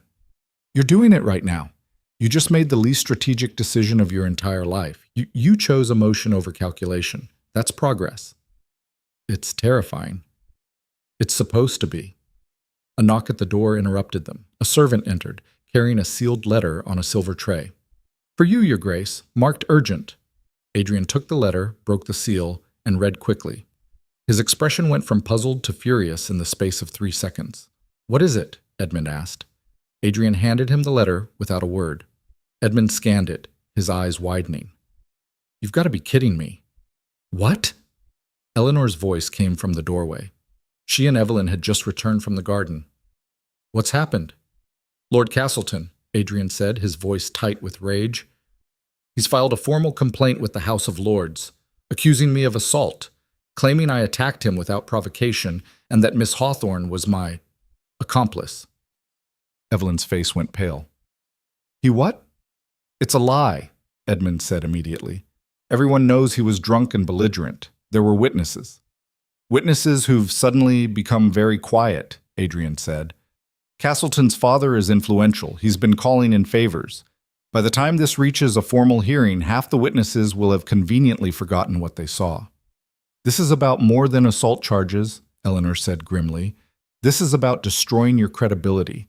If they can paint you as violent and unstable, they can undermine everything you've built. Every political alliance, every reform bill, every bit of influence, all of it becomes suspect." "And me?" Evelyn asked quietly. "What does this make me?" "In their version of events, either a victim I manipulated or a conspirator I corrupted. Either way, your reputation doesn't survive." Evelyn sank into a chair, her face bloodless. "So we lose. Either way, we lose." "No," Adrian said. His voice was steel. "We fight." "How? You just said the witnesses are abandoning us. Castleton's father is powerful. Society already thinks the worst of me. How do we possibly win this?" Adrian knelt in front of her chair, taking her hands in his. "We tell the truth. All of it. We stop managing perceptions and just be honest. About everything. About my feelings. About what happened. About who we are." "Truth doesn't matter to these people," Evelyn said. "You said so yourself. Then we make it matter. We force them to see us as real people instead of chess pieces in their social games." Edmund cleared his throat. "That's a lovely sentiment, but it's not a legal strategy. If Castleton's complaint goes forward, you'll need more than honesty. You'll need witnesses, evidence, a defense that holds up under scrutiny." "Then we find it," Eleanor said. "There were servants in that corridor, staff who saw and heard everything. They can't all be bought off." "Can't they?" Adrian's voice was bitter. Money and influence go a long way. Castleton's father will make it very attractive to forget what happened. Not all of them, Eleanor insisted. Some people can't be bought. We find those people. We build a case. We fight this properly. And in the meantime, Evelyn asked, while we're fighting, while society tears us apart piece by piece, what happens to us? Adrian squeezed her hands. We survive. Together. If you're willing. The question hung between them. Evelyn looked at this man who'd been untouchable for so long, who'd built walls so high nothing could reach him, who was now kneeling in front of her offering partnership in the most dangerous fight of both their lives. She thought about running, about taking the easy exit, about going back to Yorkshire and pretending none of this had happened. Then she thought about the woman she'd been a week ago, invisible, silent, slowly suffocating under the weight of expectations that were never meant to fit her. She was done being that woman. I'm willing, Evelyn said. Adrian's expression transformed, relief and something deeper flooding his features. He raised her hands to his lips, pressing a kiss to her knuckles that felt like a promise. Then we face this together, he said, whatever comes. What came was worse than any of them anticipated. By evening, the scandal had metastasized. Letters arrived by the dozens, some supportive, most condemning. Former allies withdrew invitations. Political partners sent carefully worded messages about needing to reassess their associations. The whispers that had been merely vicious became absolutely toxic. And through it all, Evelyn and Adrian held firm. They appeared together at a charity function that night, properly chaperoned by Eleanor and Edmund, following every social protocol. The room went silent when they entered. People stared, whispered, made their judgments clear in sneers and turned backs. Adrian kept Evelyn's hand on his arm and walked through that gauntlet like he owned it. Smile, he murmured. Don't let them see you break. I'm not breaking, Evelyn murmured back. I'm furious. Good. Fury is useful. Channel it. They made their rounds, greeting people who barely acknowledged them, making polite conversation with those who responded with barely concealed hostility. It was excruciating. Then Lady Beatrice Ashford appeared. Miss Hawthorne, she purred, how brave of you to show your face. I admire your courage. Though I suppose when one has nothing left to lose, boldness becomes rather easier.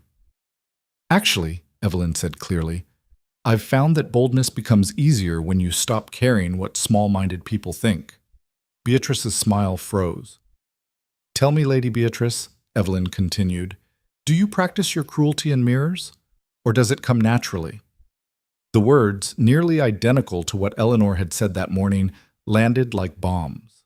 Beatrice's face flushed. How dare you? I dare because I'm done being afraid of you, Evelyn said. You've spent years making people feel small because it makes you feel powerful. But you know what? You're just a bully with expensive jewelry, and I'm done pretending that matters. The crowd around them had gone silent, everyone straining to hear. Beatrice looked like she might actually combust. You'll regret this, both of you, when His Grace realizes what a mistake he's made, when he comes to his senses and casts you aside. He won't, Adrian said. His voice was quiet but absolute. And even if he did, I'd still be proud of her, because she has more courage in her smallest finger than you have in your entire body. Beatrice made a strangled sound and fled. The crowd erupted in whispers. Edmund appeared at their side, grinning. That was spectacular, possibly the most entertaining thing I've witnessed all season, though you've now made an enemy of one of the most vindictive women in London. She was already an enemy, Evelyn said. Her hands were shaking with adrenaline. At least now it's honest. Honesty seems to be our theme, Adrian said dryly. He looked at Evelyn with an expression she couldn't quite read. You were magnificent. I was terrified. You can be both. They stayed for another hour, enduring stares and whispers and the particular cruelty of social ostracism. When they finally left, Evelyn felt like she'd been through a battle. Back at the Blackmore residence, Eleanor poured them all brandy despite the impropriety. To surviving, she said, raising her glass. They drank. Tomorrow will be worse, Edmund warned. The formal complaint goes before the committee. Castleton's lawyers will be vicious. Then we'll be more vicious, Adrian said. With what ammunition? We still don't have solid witnesses. The servants are too frightened to testify. Without evidence, it's your word against his. Not quite, Eleanor said slowly. She'd been quiet since they returned, her expression thoughtful. I have something. I didn't mention it before because I wasn't sure it was relevant, but now... What? Adrian demanded.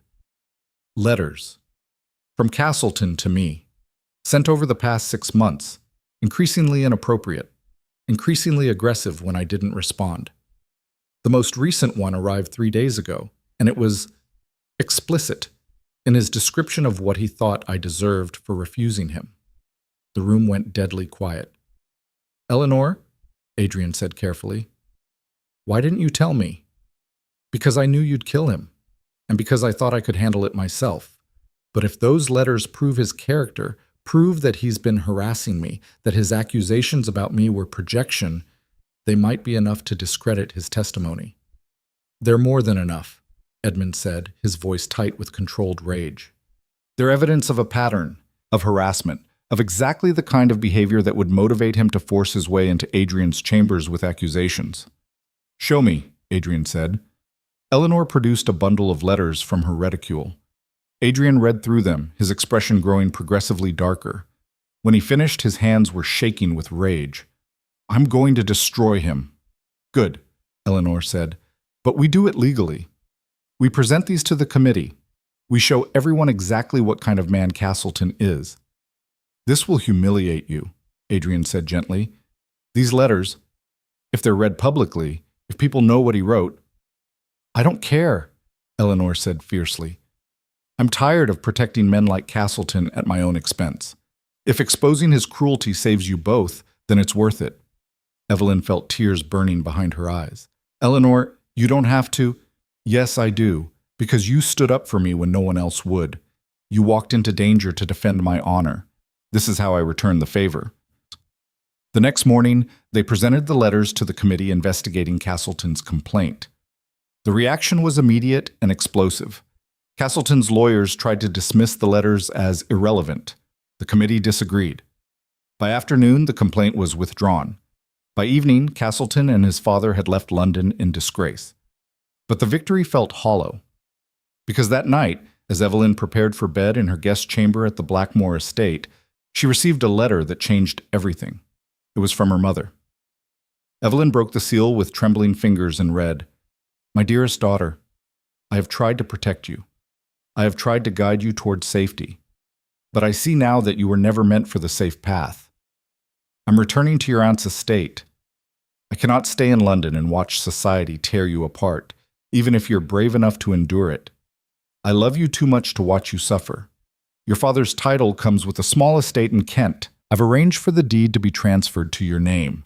It's modest, but it's yours. A place to retreat if this all becomes too much. I pray you know what you're doing. I pray that the Duke is worthy of you. But more than that, I pray you remain yourself, brave, honest, and unbreakable. With all my love, Mother Evelyn read the letter 3 times, tears streaming down her face. Her mother wasn't abandoning her. She was setting her free. A knock at the door made her look up. Eleanor entered, took one look at Evelyn's face, and crossed the room immediately. What happened? Evelyn handed her the letter wordlessly. Eleanor read it, her expression softening. Your mother loves you very much. She's leaving me. She's giving you space to choose. There's a difference. I don't know how to do this, Evelyn whispered. How to be this version of myself. How to survive in a world that hates me for being real. You do what you've been doing, Eleanor said gently. You stand up. You fight. You refuse to be made small. And when it gets too hard, you lean on the people who love you.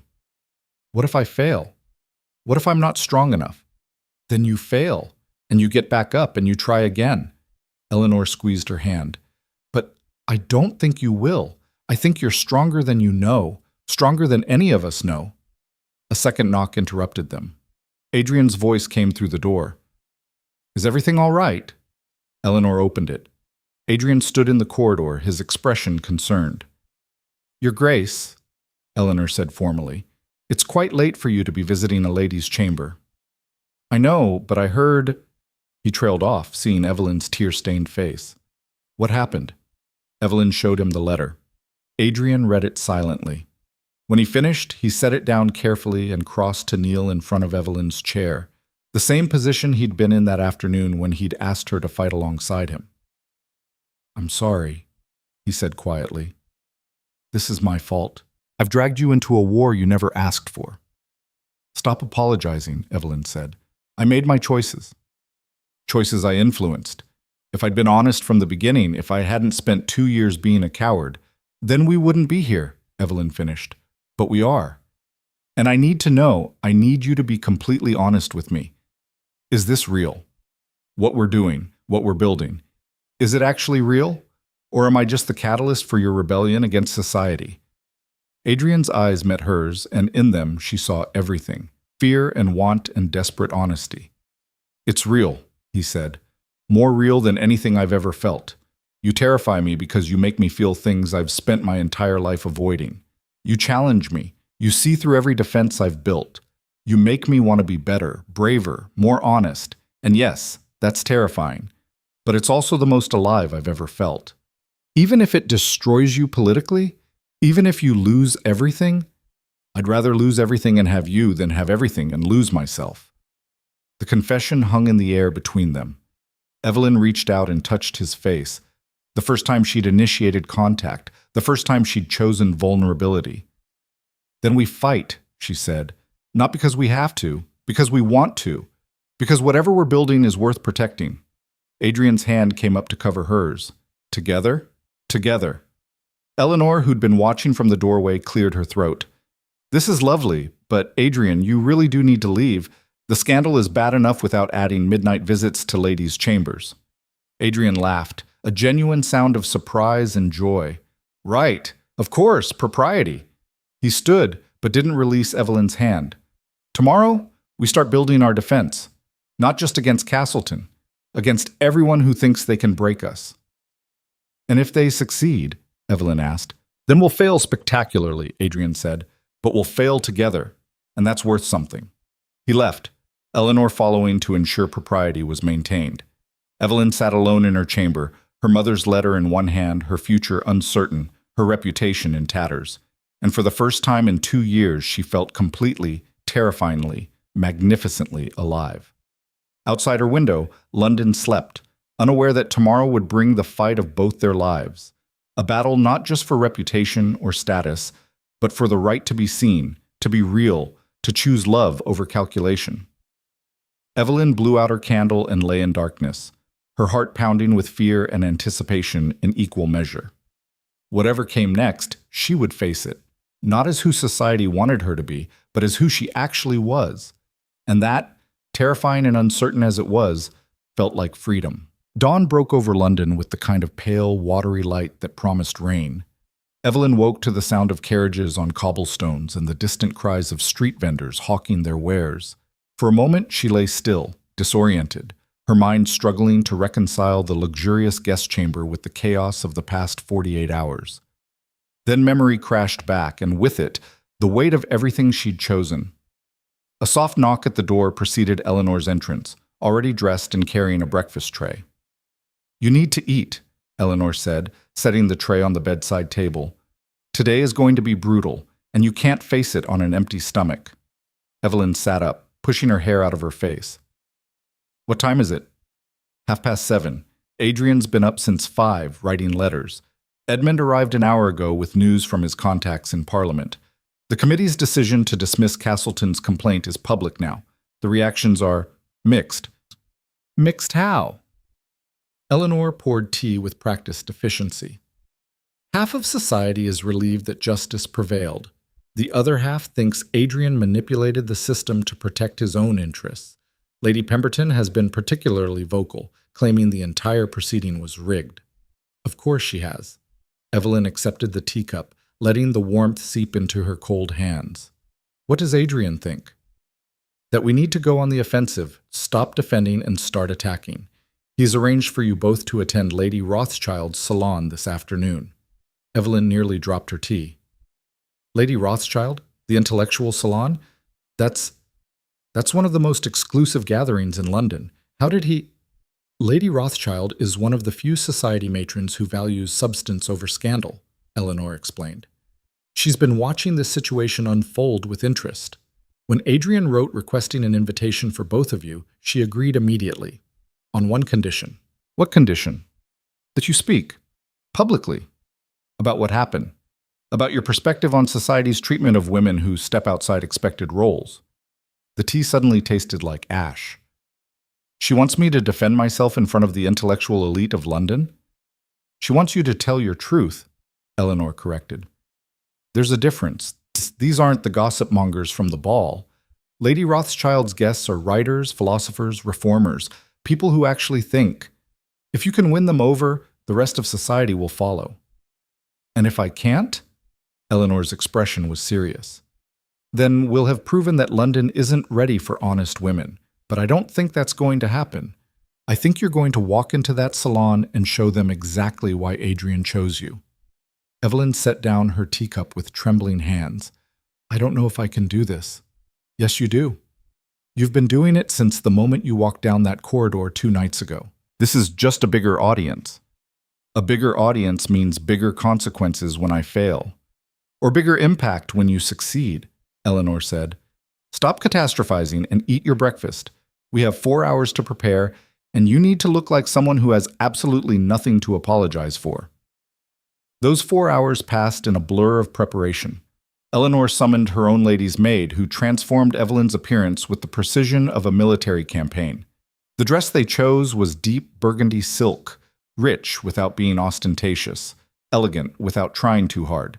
Her hair was arranged in a style that was fashionable but not fussy, her jewelry minimal but carefully chosen. When Evelyn finally looked at herself in the mirror, she barely recognized the woman staring back. Not because she looked different, but because she looked like herself. Not the invisible wallflower she'd been trying to be. Not the perfect society Miss her mother had tried to shape her into. Just Evelyn, real and unfiltered and terrifying in her honesty. Perfect, Eleanor breathed. You look like someone who knows exactly who she is. I look like someone pretending to know who she is, Evelyn corrected. Same thing. Confidence is just fear dressed up nicely. Eleanor adjusted a strand of Evelyn's hair. Remember, you're not there to apologize or explain. You're there to claim your space, to show them that women don't need their permission to be real. A knock at the door announced Adrian's arrival. When Evelyn turned to face him, his expression transformed into something that made her breath catch. You're stunning, he said quietly. I'm terrified, Evelyn admitted. You can be both. He crossed the room and took her hands. I've prepared some remarks for the salon, things I plan to say about the situation, about my intentions toward you. But I want you to know, if at any point this becomes too much, if you want to leave, we leave. Your comfort matters more than any political strategy. The offer was genuine. Evelyn could see it in his eyes. He would walk away from this opportunity, from this chance to reshape the narrative, if she asked him to. Which was exactly why she wouldn't. I'm ready, she said. Edmund was waiting in the entrance hall, dressed impeccably, and wearing an expression of grim determination. The carriage is ready. Fair warning, there are already reporters outside. Word spread about where you're going. They'll want statements. Let them want, Adrian said. We say nothing until the salon. Let anticipation build. They walked out together, a united front, and immediately faced a wall of journalists and curious onlookers. Questions flew like artillery fire. Your Grace, is it true you're courting Miss Hawthorne? Miss Hawthorne, how do you respond to accusations that you're a fortune hunter? Your Grace, will you address the rumors about impropriety? Adrian kept Evelyn's hand firmly on his arm and walked through the chaos without acknowledging a single question. His expression was carved from stone, utterly unreadable. Edmund flanked them on the other side, creating a protective barrier. They reached the carriage, and Adrian handed Evelyn in with careful courtesy before following. Edmund took the opposite bench, and they pulled away from the estate, leaving the shouting reporters behind. The silence inside the carriage was tense. That was unpleasant, Edmund said finally. That was restrained, Adrian corrected. Wait until after the salon. Then it will get truly vicious. Evelyn stared out the window at passing London, the grand townhouses giving way to narrower streets, then widening again into the fashionable district where Lady Rothschild held court. Tell me about her, Lady Rothschild. What should I expect? She's brilliant, Adrian said. Sharp as a blade and twice as dangerous if you're dishonest. She despises pretension but values genuine intellect. She's hosted everyone from radical philosophers to controversial poets. Her salon is one of the few places in London where ideas matter more than titles. So no pressure, Evelyn said dryly. Actually, yes, significant pressure. But you're capable of handling it. How do you know? Adrian's eyes met hers across the carriage. Because I've watched you hold your own in conversations where everyone else was performing and you were the only one being real. You have a mind that cuts through nonsense. Lady Rothschild will appreciate that. She might eviscerate your arguments, but she'll respect the honesty behind them. Comforting, Evelyn muttered. Edmund grinned. I'm rather looking forward to this. It's not often we get to watch society's intellectual elite confront someone who refuses to play by their rules. Lady Rothschild's residence was an elegant townhouse on a quiet square, its exterior understated, but its interior famously luxurious. A butler admitted them with the kind of professional discretion that suggested he'd seen everything and was impressed by nothing.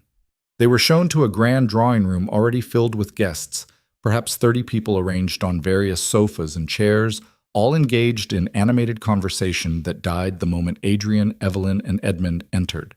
Every eye turned toward them. Lady Rothschild herself rose from a chair near the fireplace. She was perhaps 60, with silver hair swept into an elegant knot and eyes that missed nothing. Her dress was simple but exquisitely made, her jewelry minimal but obviously valuable. "Your Grace," she said, her voice carrying across the sudden silence. "How delightful that you could join us. And you must be Miss Hawthorne. I've heard so much about you." "Nothing good, I imagine," Evelyn said before she could stop herself. Lady Rothschild's eyes glinted with amusement. "On the contrary, I've heard you're brave, honest, and refreshingly unconcerned with social niceties. All qualities I find infinitely more interesting than propriety." The tension in the room shifted fractionally. "Come," Lady Rothschild continued, gesturing toward empty seats near the center of the room. "We were just discussing the recent parliamentary debates on women's property rights. I believe you have opinions on the subject, Your Grace?" It was a test. Everyone knew it. The question was whether Adrian would take the bait or deflect. He took it. "I do," Adrian said, settling into the indicated chair while Evelyn sat beside him. "I believe the current laws are archaic and unjust. A woman's property and earnings should be her own, not automatically transferred to her husband upon marriage. The fact that this is even debatable in 1856 is embarrassing." A murmur ran through the room, some approving, some shocked.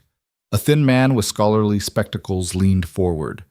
"Surely you don't suggest complete financial independence. The natural order, Adrian interrupted, is a convenient fiction we use to justify inequality. There's nothing natural about laws written by men to benefit men. It's simply power protecting itself." The scholarly man sputtered. Several other guests looked intrigued. A woman in elegant green silk spoke up. "Bold words, Your Grace. Though I notice you speak of women's rights in abstract, perhaps Miss Hawthorne has a more personal perspective?" All eyes turned to Evelyn. This was it. The moment Eleanor had warned her about. The chance to speak her truth or retreat into safe platitudes. Evelyn took a breath and chose truth. "My perspective is that I've spent my entire life being told what I should want," she said clearly. "I should want a husband of good standing. I should want security over independence. I should want to be chosen rather than doing the choosing myself. And the unspoken rule underlying all of it is that my wants don't actually matter. Only what's considered appropriate for someone of my station and gender." The room was absolutely silent now.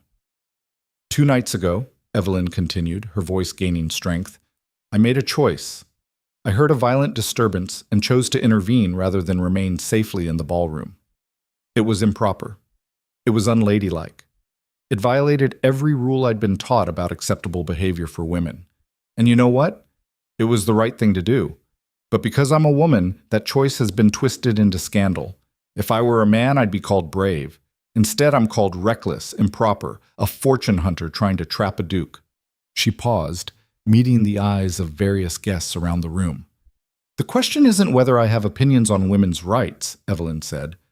The question is why my opinions matter less than speculation about my character, why my actions are judged by different standards than a man's would be, why choosing courage over propriety makes me a threat instead of a hero. The silence that followed was electric. Then Lady Rothschild began to clap.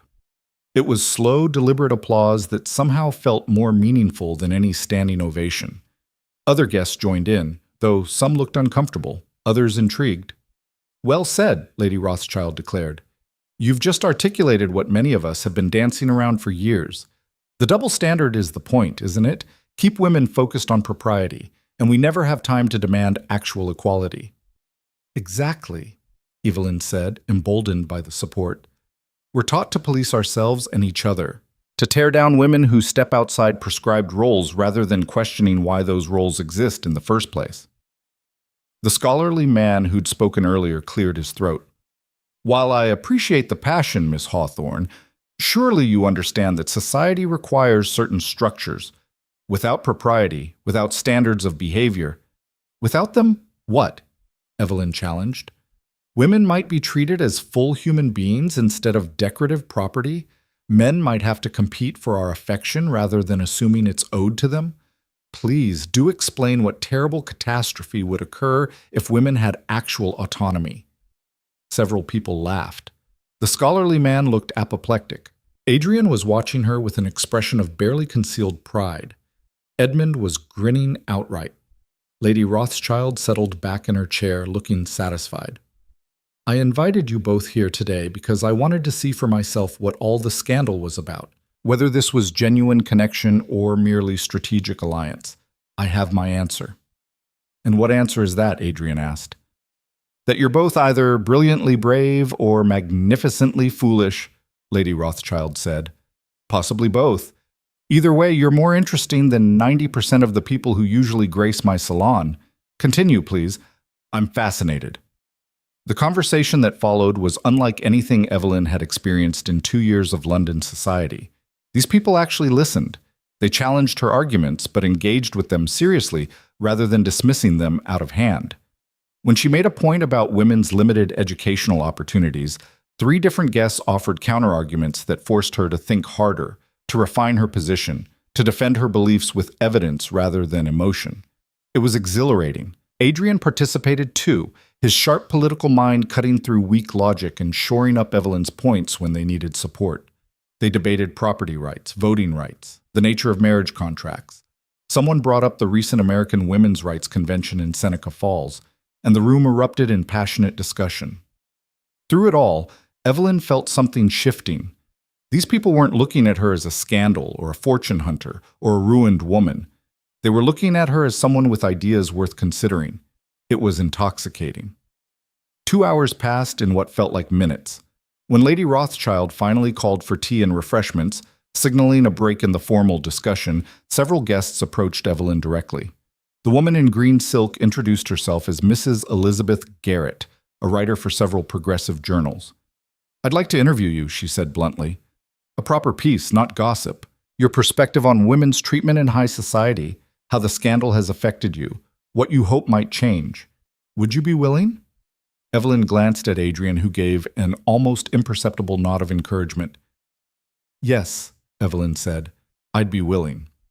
"Excellent. I'll send you details." Mrs. Garrett smiled. "Fair warning, my publisher will want to print your actual words, uncensored.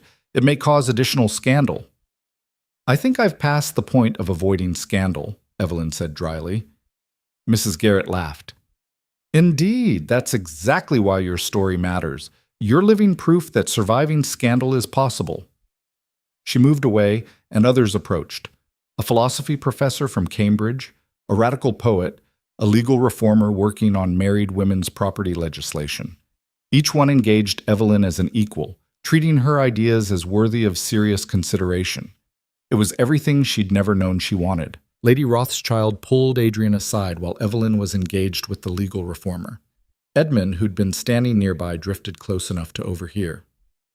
"You're playing a dangerous game, Your Grace," Lady Rothschild said quietly. "I'm aware," Adrian replied. "The traditional power structures won't forgive this easily. You're not just defending a woman's reputation, You're challenging the entire system that keeps women subordinate, that threatens every man who benefits from that system. Good. Lady Rothschild's eyebrows rose. You're prepared for the consequences? The political isolation? The social backlash? I'm prepared to stop being a coward, Adrian said. I've spent my entire adult life maintaining systems I didn't believe in because changing them seemed too difficult. Miss Hawthorne reminded me that difficult doesn't mean impossible, and that some things are worth fighting for regardless of cost. You're in love with her, Lady Rothschild observed. Adrian didn't deny it. I am. Does she know? I think so. I hope so. I'm trying to show her through action since I'm catastrophically bad at saying it. Lady Rothschild smiled, a genuine expression of warmth. Then I suggest you practice saying it, because that woman is going to change the world, and she deserves to know you'll be standing beside her when she does. Edmund, still eavesdropping, grinned. The salon continued for another hour before guests began departing. Several stopped to speak with Evelyn again, offering support, invitations to other gatherings, suggestions for writers and activists she should meet.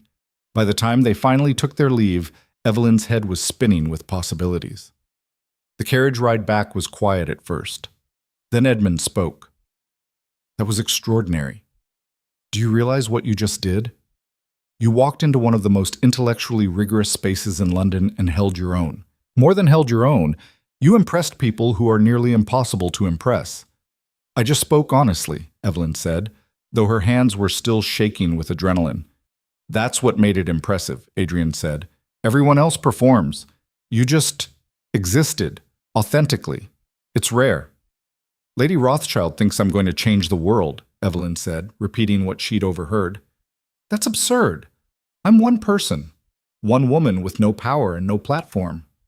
You have both now, Edmund said. That interview with Mrs. Garrett will be read by thousands. Lady Rothschild's endorsement carries enormous weight in intellectual circles. You've just acquired a platform whether you intended to or not. The thought was terrifying and thrilling in equal measure. Back at the Blackmore estate, Eleanor was waiting with news. The afternoon paper's just published. You need to see this. She thrust a newspaper at them. The headline made Evelyn's stomach drop. Duke's scandal or society's shame? Miss Hawthorne speaks at prestigious salon. The article beneath was surprisingly balanced, reporting both the traditional society view that Evelyn was an upstart causing trouble and the emerging counter-narrative from Lady Rothschild's circle that she was brave and honest in a world that punished those qualities in women. But the editorial section was less balanced. Multiple opinion pieces tore into Evelyn with vicious creativity, calling her everything from dangerous radical to scheming opportunist. Lady Pemberton had apparently given an extensive interview painting Evelyn as a calculated manipulator who deliberately engineered the entire scandal. It's going to get worse before it gets better, Edmund warned. The traditionalists are feeling threatened. They'll double down on the attacks. Let them, Evelyn said. She was surprised by her own certainty. I'm done caring what people who refuse to see me as human think about me. Adrian was staring at her with an expression she couldn't quite read. You're sure? Because once we commit to this path, once we openly challenge society's treatment of women, there's no going back. We'll be painted as radicals, troublemakers, threats to the natural order. Good, Evelyn said, echoing his earlier response to Lady Rothschild. Maybe the natural order needs threatening. Eleanor let out a whoop of delight. I knew I liked you. Adrian, you've finally found someone who matches your stubbornness. She exceeds it, Adrian said quietly, which is exactly what I need. That evening, they received an unexpected visitor. Mrs. Hawthorne arrived at the Blackmore estate without warning, her face drawn and tired. Evelyn met her in the drawing room, her heart pounding. Mother, I thought you'd return to the country. I tried, Mrs. Hawthorne said. I made it as far as the coaching inn before I realized I couldn't leave. Not when my daughter is fighting the battle. I was too afraid to fight myself. Evelyn's throat tightened. Mother, let me finish. Mrs. Hawthorne took her daughter's hands. I've spent my life teaching you to be safe, to play by rules that were never designed to protect us. I thought I was helping you, but I was really teaching you to make yourself small, And watching you these past few days, watching you refuse to shrink, I realized I was wrong about everything. You were trying to protect me. I was trying to protect myself from the pain of watching you suffer, Mrs. Hawthorne corrected. But suffering isn't the worst thing that can happen. Losing yourself is, and you were losing yourself before all this began. I see that now. She pulled a letter from her reticule. This is from your aunt. She's agreed to host a gathering next month, an informal salon for women to discuss their experiences with society's restrictions. She wants you to speak, to share your story, to help other young women find the courage you've shown. Evelyn stared at the letter, overwhelmed. I don't know if I can. You already are, Mrs. Hawthorne said. Whether you intended to or not, you've become a symbol of resistance, of honesty, of women refusing to accept the limitations placed on them.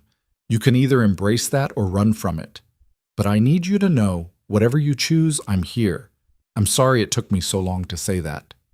Mother and daughter embraced, both crying, both releasing years of unspoken tension. When they finally separated, Adrian was standing in the doorway, having clearly overheard everything. Mrs. Hawthorne, he said gently, you're welcome to stay here as long as you like. We have more than enough space, and Evelyn needs her family right now. Thank you, Your Grace. Mrs. Hawthorne's voice was steady despite her tears. But I have a condition. Name it. That you stop trying to protect my daughter from everything and trust her to protect herself. She's stronger than either of us gave her credit for. She doesn't need rescuing. She needs partnership. Adrian's expression shifted into something profound. You're right. Absolutely right. I'll do better. See that you do. Mrs. Hawthorne's voice gained an edge of steel. Because if you hurt her, if you raise her hopes, and then fail her when things get difficult, I will make you regret it. I believe you, Adrian said, and I give you my word. I won't fail her. I can't promise I won't make mistakes, but I can promise I'll keep showing up, keep fighting, keep choosing her every single day. It was the most romantic thing Evelyn had ever heard, and it wasn't even directed at her. Mrs. Hawthorne nodded, satisfied. Then I'll accept your hospitality. For now. That night, the household felt different, less like a fortress under siege and more like a home preparing for battle. Mrs. Hawthorne settled into her guest chamber. Eleanor organized correspondence from the growing number of people reaching out to support Evelyn. Edmund compiled a list of upcoming social events where they could continue building their counter-narrative. And Adrian requested a private word with Evelyn in the library. She found him standing by the windows, looking out at the London night. The library was warm, lit by fire and candlelight, lined with books that reached to the ceiling. You wanted to speak with me? Evelyn said. Adrian turned. I wanted to ask you something, but I need you to know there's no pressure, no obligation. Whatever you answer, we continue as we are. Evelyn's heart started pounding. What's the question? Will you let me court you? Properly. Not as damage control or social strategy, just because I want to. Because I want to know you. All the parts you keep hidden because you think they're too much or not enough. I want to earn your trust, your respect, and eventually, if I'm very lucky, your love. The confession hung in the air between them. I don't have your love yet? Evelyn asked quietly. Adrian smiled, that rare, genuine expression that transformed his entire face. I don't know. Do I? It would be so easy to say no, to protect herself, to keep some part of her heart guarded against the possibility of future pain. But Evelyn was done with easy. You're getting there, she admitted. You're infuriating and arrogant, and you think strategy solves everything. But you're also brave when it counts. And you see me, really see me, not who I'm supposed to be, who I actually am. And that's... She struggled for words. That's everything. Adrian crossed the space between them. Then let me prove I'm worthy of it.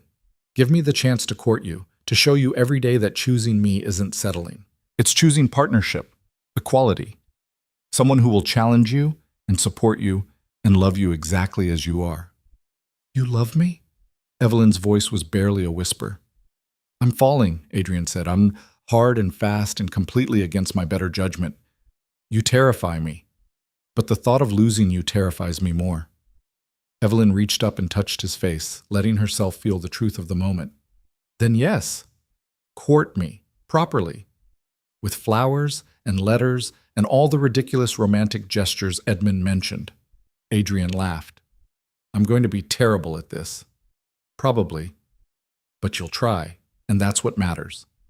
He kissed her then, not the desperate stolen kiss in the corridor, but something slower, deeper, weighted with promise and intention. When they finally separated, both were breathing hard. One more thing, Adrian said, about the estate your mother mentioned, in Kent. I've been thinking. About how to incorporate it into your land holdings? Evelyn guessed. About how it could be yours. Completely yours. Not part of any marriage settlement, not transferred to my control if we marry. Just yours. Your space. Your independence. Your safety net if everything else falls apart. Evelyn stared at him. You'd do that? Legally protect my right to property that could give me the means to leave you? Yes, because I don't want you staying with me out of economic necessity. I want you staying because you choose to, every day, and you can't truly choose if you don't have the freedom to leave. It was the most romantic proposal that wasn't actually a proposal Evelyn had ever heard. You're making it very difficult to protect my heart, she said. Good. Stop protecting it and give it to me instead. I'll guard it better than you ever could. That's remarkably arrogant, but true. Evelyn laughed, feeling lighter than she had in days. Fine. Court me.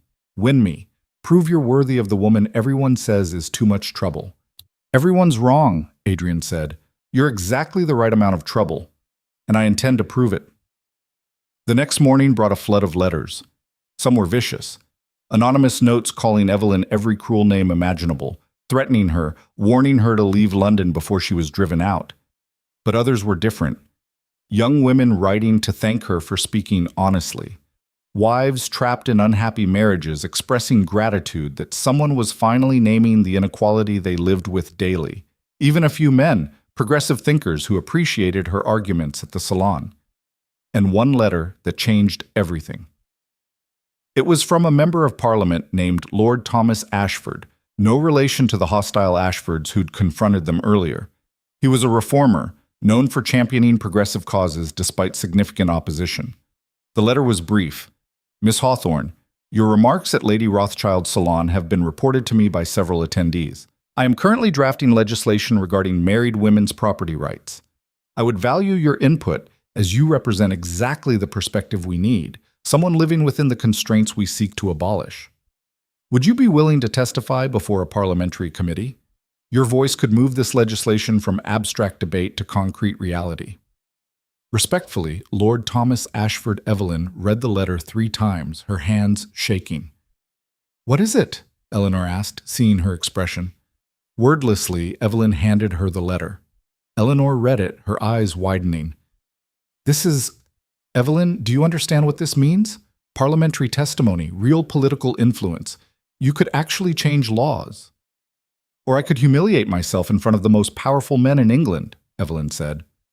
Why not both? Adrian said from the doorway.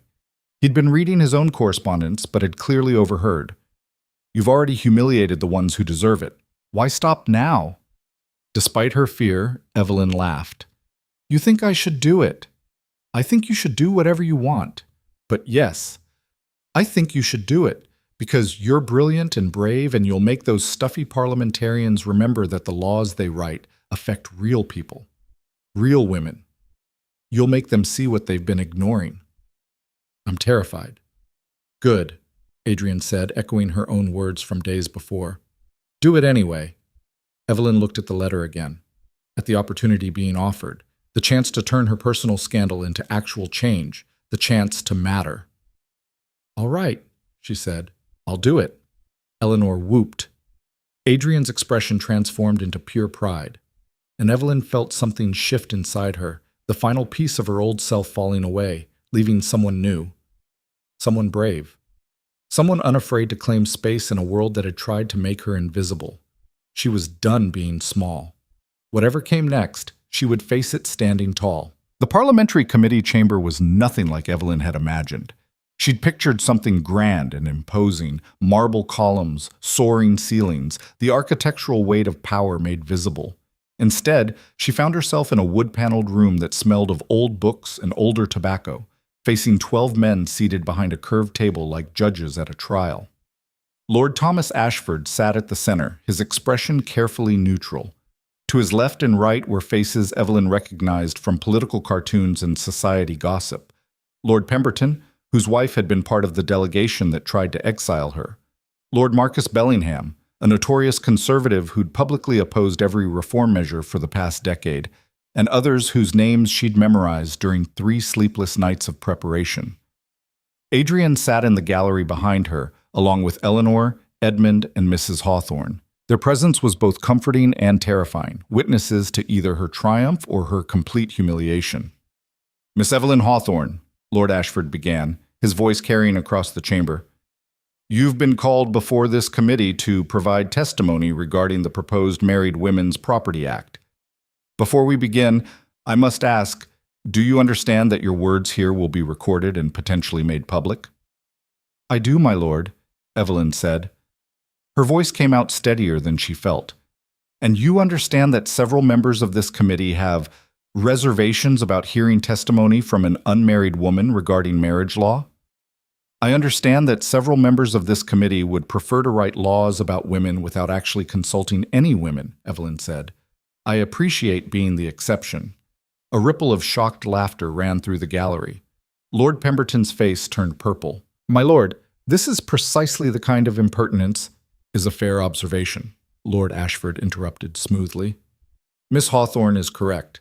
This committee has heard from legal scholars, economists, and political theorists, all men. Perhaps it's time we heard from someone who would actually be affected by the laws we're debating." He turned back to Evelyn. "Please, proceed. Tell us why you believe the current property laws are unjust."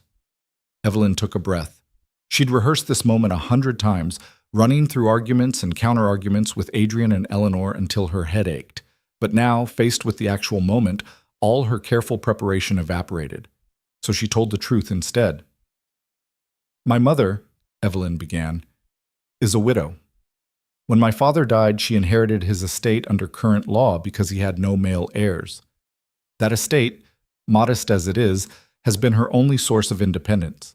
It allows her to make decisions about her own life, where to live, how to spend her time, whether to remarry or remain single. Without that property, she would have been dependent on the charity of male relatives who might or might not have her best interests at heart." She paused, meeting the eyes of various committee members. "Now imagine my mother had remarried," Evelyn continued. "Under current law, the moment she spoke those vows, everything she owned would become her husband's property, not theirs jointly, his. He could sell it, gamble it away, use it to pay his debts. She would have no legal recourse, no protection. The independence she worked to maintain would vanish with a signature on a marriage contract." "Surely," Lord Bellingham interrupted, "a woman choosing to marry accepts those terms. She knows what she's agreeing to." "Does she?" Evelyn challenged. "Or does she agree because refusing marriage means poverty, social isolation, and being labeled a burden to her family? When the choice is between losing your property and losing everything else, is that really a choice at all?" "Marriage is a sacred institution," Lord Pemberton said stiffly. "The unity of husband and wife is a pretty fiction that conveniently justifies legal inequality." Evelyn cut him off.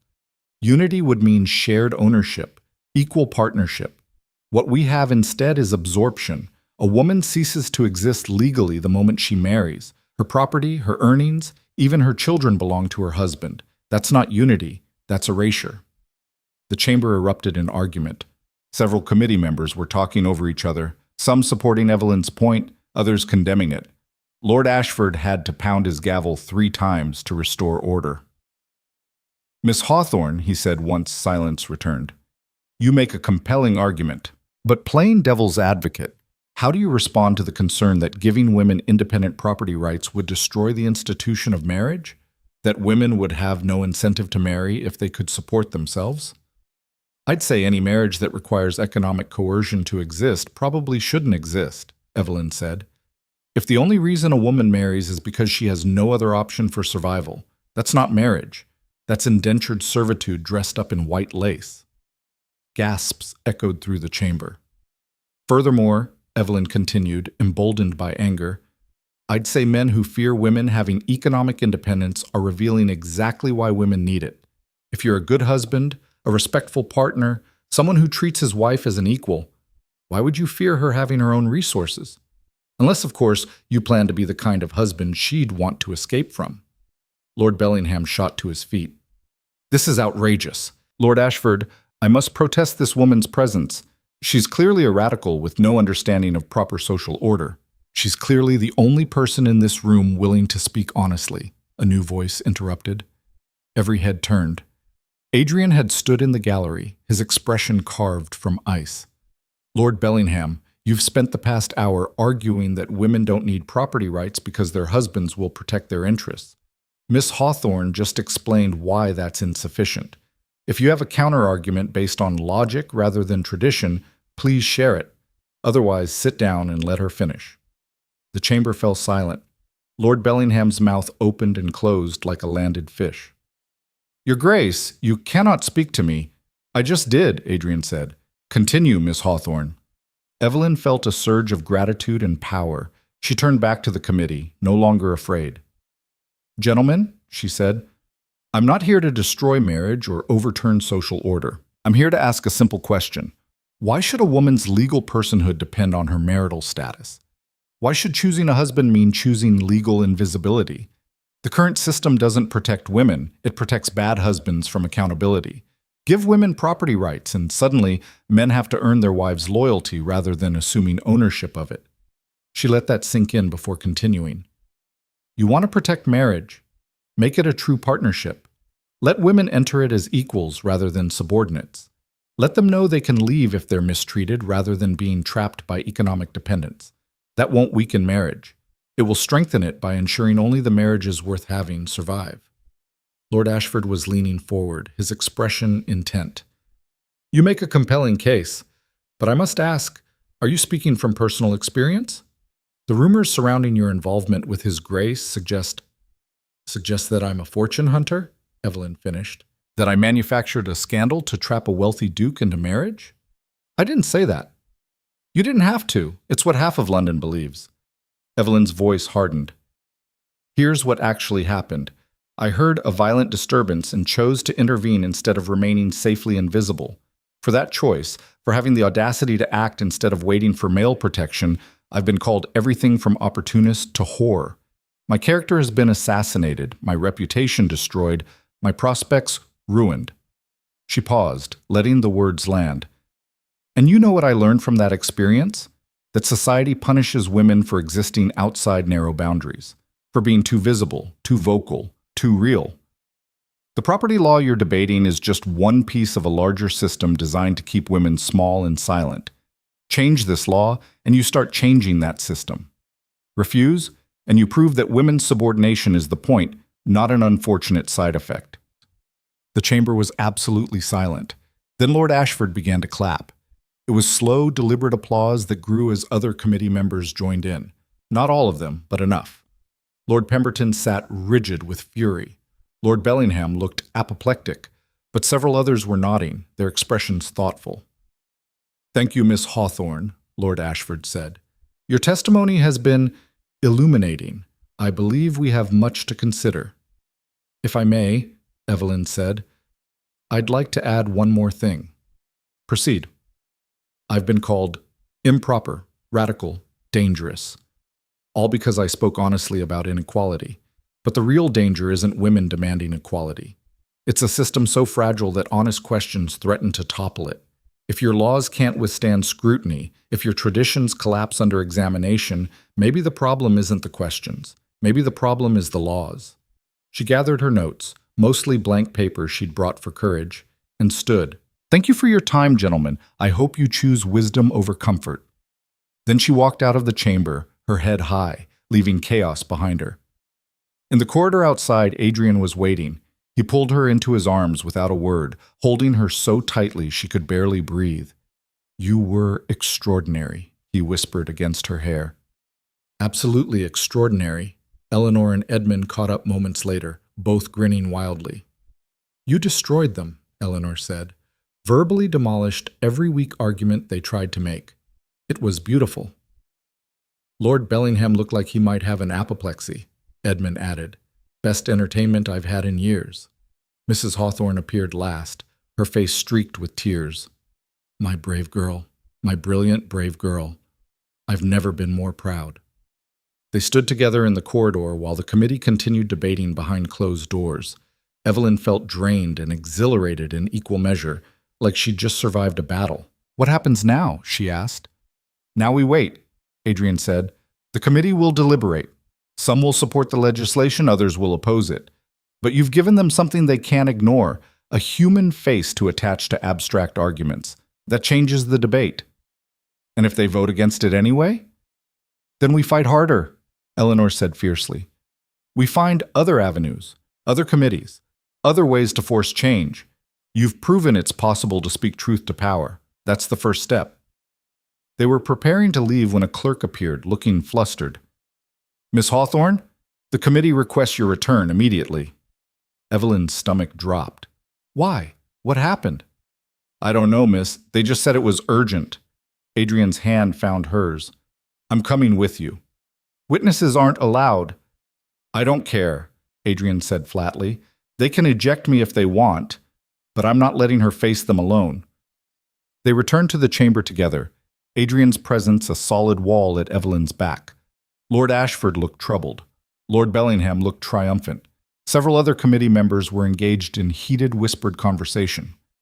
Miss Hawthorne, Lord Ashford began, we've received new information that casts your testimony in a rather different light. Evelyn's blood ran cold. What information? Lord Bellingham stood, brandishing a letter. A statement from Lady Pemberton, delivered just now, detailing your calculated campaign to entrap the Duke of Thornfield. She provides dates, witnesses, documentation of your pursuit of his grace over the past 2 years. She claims your entire scandal was manufactured, that you deliberately put yourself in a compromising position, knowing the Duke's honor would compel him to defend you. The accusation hung in the air like poison. That's a lie, Adrian said immediately. Is it, your grace? Lord Bellingham's smile was vicious. Lady Pemberton has sworn statements from multiple sources. Servants who observed Miss Hawthorne's pursuit of you. Society matrons who witnessed her attendance at every event where you were present. Even your own friend, Lord Ferrars, apparently expressed concern about her persistent attention. Edmund stood in the gallery. I expressed no such thing.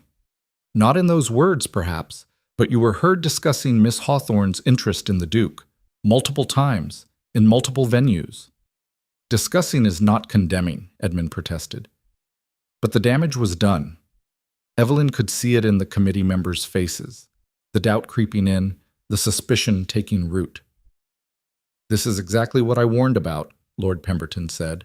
Allowing unmarried women to testify before Parliament. They use emotion and manipulation rather than logic and law. I use truth, Evelyn said. Her voice was shaking but clear.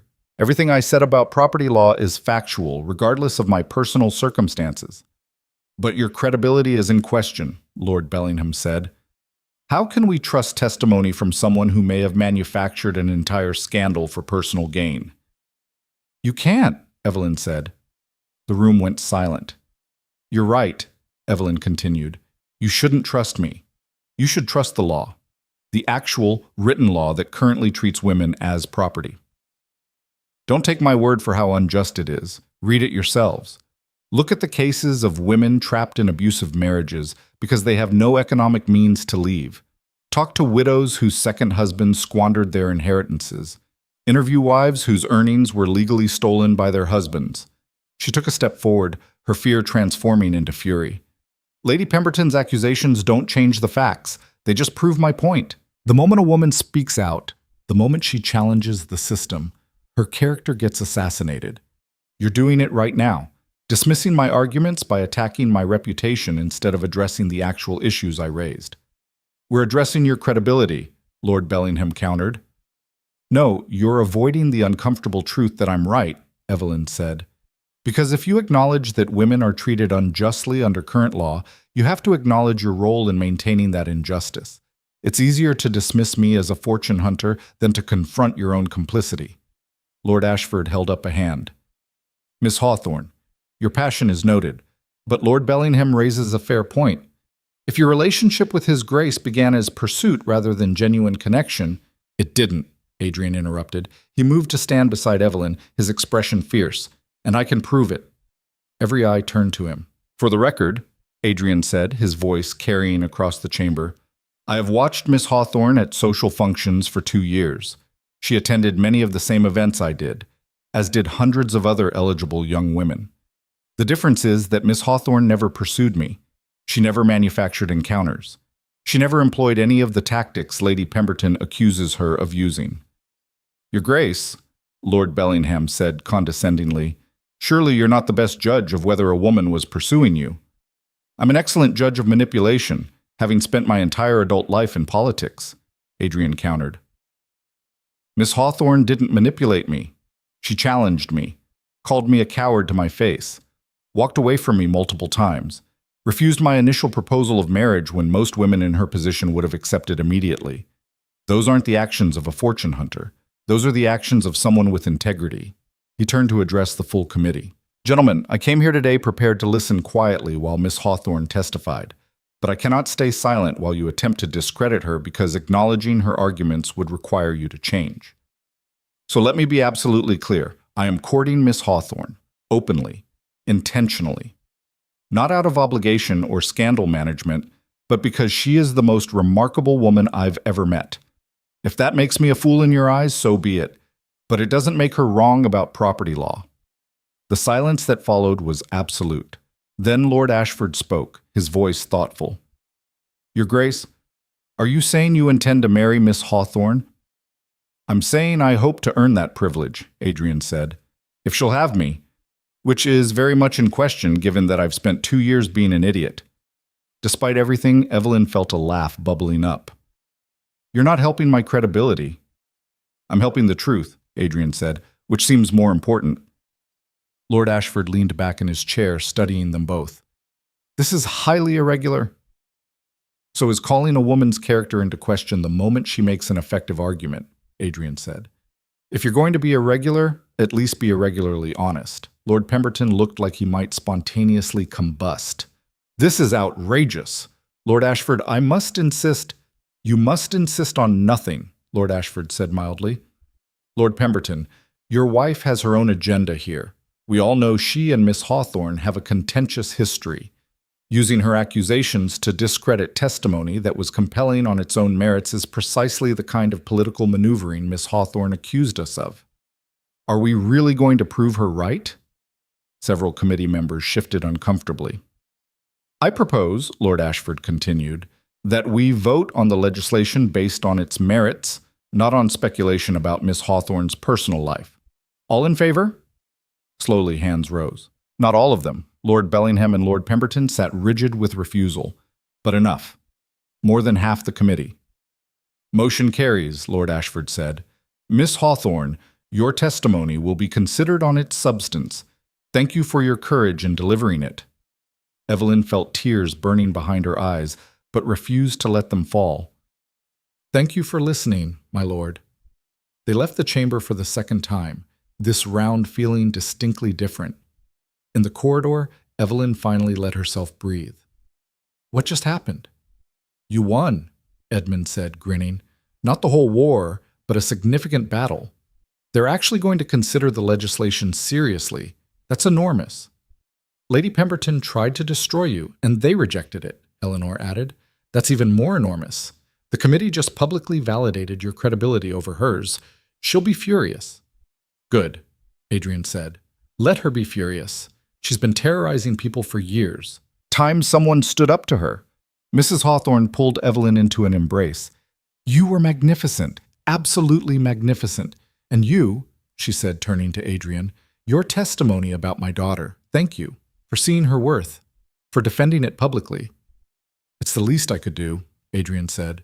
She's been defending herself from the moment we met. I'm just catching up. They emerged from the Parliament building into afternoon sunlight and a wall of reporters. Questions flew immediately. Miss Hawthorne, how did your testimony go? Your Grace, Are the marriage rumors true? Miss Hawthorne, what do you say to Lady Pemberton's accusations?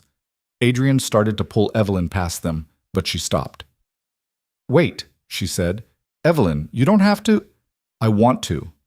She turned to face the reporters, her chin high. I'll give you a statement. One statement, then we're done. The crowd quieted, pens poised over notebooks. My testimony today was about property law, Evelyn said clearly, about the legal inequality women face in marriage, about the need for reform.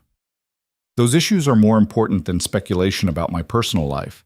But since you're going to speculate anyway, let me be clear. I am not a fortune hunter. I am not a manipulator. I am a woman who spoke honestly about injustice and has been punished for it ever since. She paused, making sure every reporter was paying attention. As for the Duke of Thornfield, he is courting me, with my full consent and approval. We are building something based on mutual respect, intellectual partnership, and genuine affection. Anyone who has a problem with that is welcome to direct their complaints to me personally. I'm done being ashamed of taking up space. I'm done apologizing for being real, and I'm done letting other people define my worth.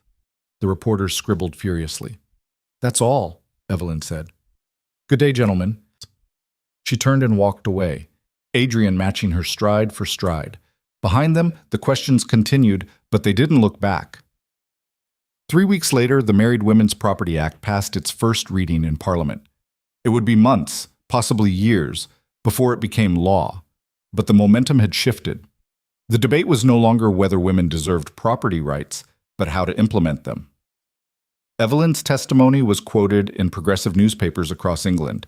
Her interview with Mrs. Garrett ran in multiple publications, sparking conversations in drawing rooms and political clubs about women's treatment in society. And slowly, grudgingly, society began to shift. Not everyone, of course. Lady Pemberton remained bitter and hostile, spreading whatever venom she could manufacture. Lord Bellingham continued to rail against the degradation of traditional values. Others retreated into resentful silence, their power structures threatened by the changes taking root. But the progressives grew louder. More young women began speaking out about their experiences. More men began listening. The conversation Evelyn had started in Lady Rothschild's salon expanded into something larger, more powerful, impossible to ignore. And through it all, Adrian courted her exactly as promised. He brought her flowers, not expensive hothouse roses, but wildflowers picked from the Blackmore estate gardens. He wrote her letters that were by turns intellectual, romantic, and hilariously awkward as he tried to express emotions he'd spent decades suppressing. He took her to museums and galleries where they debated art and philosophy until closing time. He introduced her to his political contacts, not as decoration, but as an equal whose opinions he valued. He made mistakes, said the wrong thing, retreated into ducal formality when emotions got too intense. But he always came back, always apologized, always tried harder. And Evelyn fell in love with him completely. Not the untouchable Duke she'd once imagined, but the real man underneath, brilliant and damaged, strategic and surprisingly tender, arrogant and humble in turns. The man who saw her completely and chose her anyway. Who challenged her thinking and supported her dreams and made her laugh when she was too serious. The man who'd stood beside her when the entire world was against her and never once wavered. On a crisp autumn morning, 6 months after the parliamentary testimony, Adrian requested Evelyn's presence in the Blackmore Gardens. She found him by the fountain where she and Eleanor had talked months before. He was dressed simply, no formal coat or cravat, just shirt sleeves and a waistcoat, his hair slightly wind-blown. "You wanted to see me?" Evelyn asked. Adrian turned, and the expression on his face made her breath catch, nervous, hopeful, absolutely terrified. "I did," he said. "I wanted to ask you something, but first I need to tell you some things." "All right." Adrian took her hands. 6 months ago, you walked into my life and destroyed everything I thought I knew about myself. You challenged every defense I'd built, questioned every assumption I'd made, forced me to confront the coward I'd become. And I hated it at first. Hated the vulnerability, hated the uncertainty, hated not knowing how to control something that mattered so desperately. He paused, his thumbs tracing circles on her knuckles.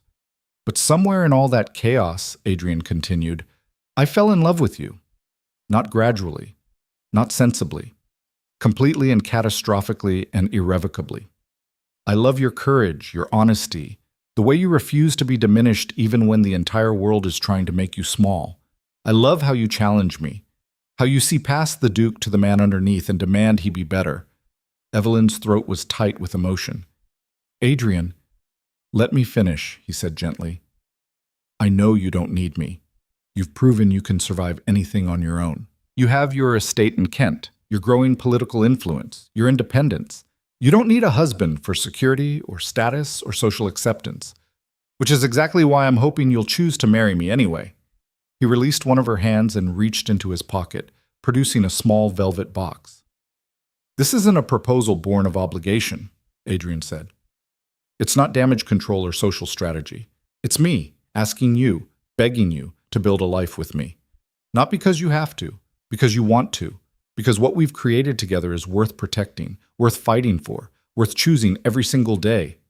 He opened the box, revealing a ring, not ostentatious, but beautiful in its simplicity. A sapphire surrounded by small diamonds set in silver. Evelyn Hawthorne, Adrian said, his voice rough with emotion, will you marry me? Will you be my partner in every sense of the word? My equal, my challenger, my greatest love? Will you choose this terrifying, uncertain, absolutely extraordinary thing we're building together? Evelyn looked at this man who'd traveled such a long journey to reach this moment. From the untouchable Duke who couldn't see her to the vulnerable human kneeling before her with his heart completely exposed. She thought about the woman she'd been 6 months ago, invisible, silent, slowly suffocating, and the woman she'd become, bold, honest, unafraid to claim space in a world that tried to deny her. She thought about partnership, equality, love that challenged and supported in equal measure.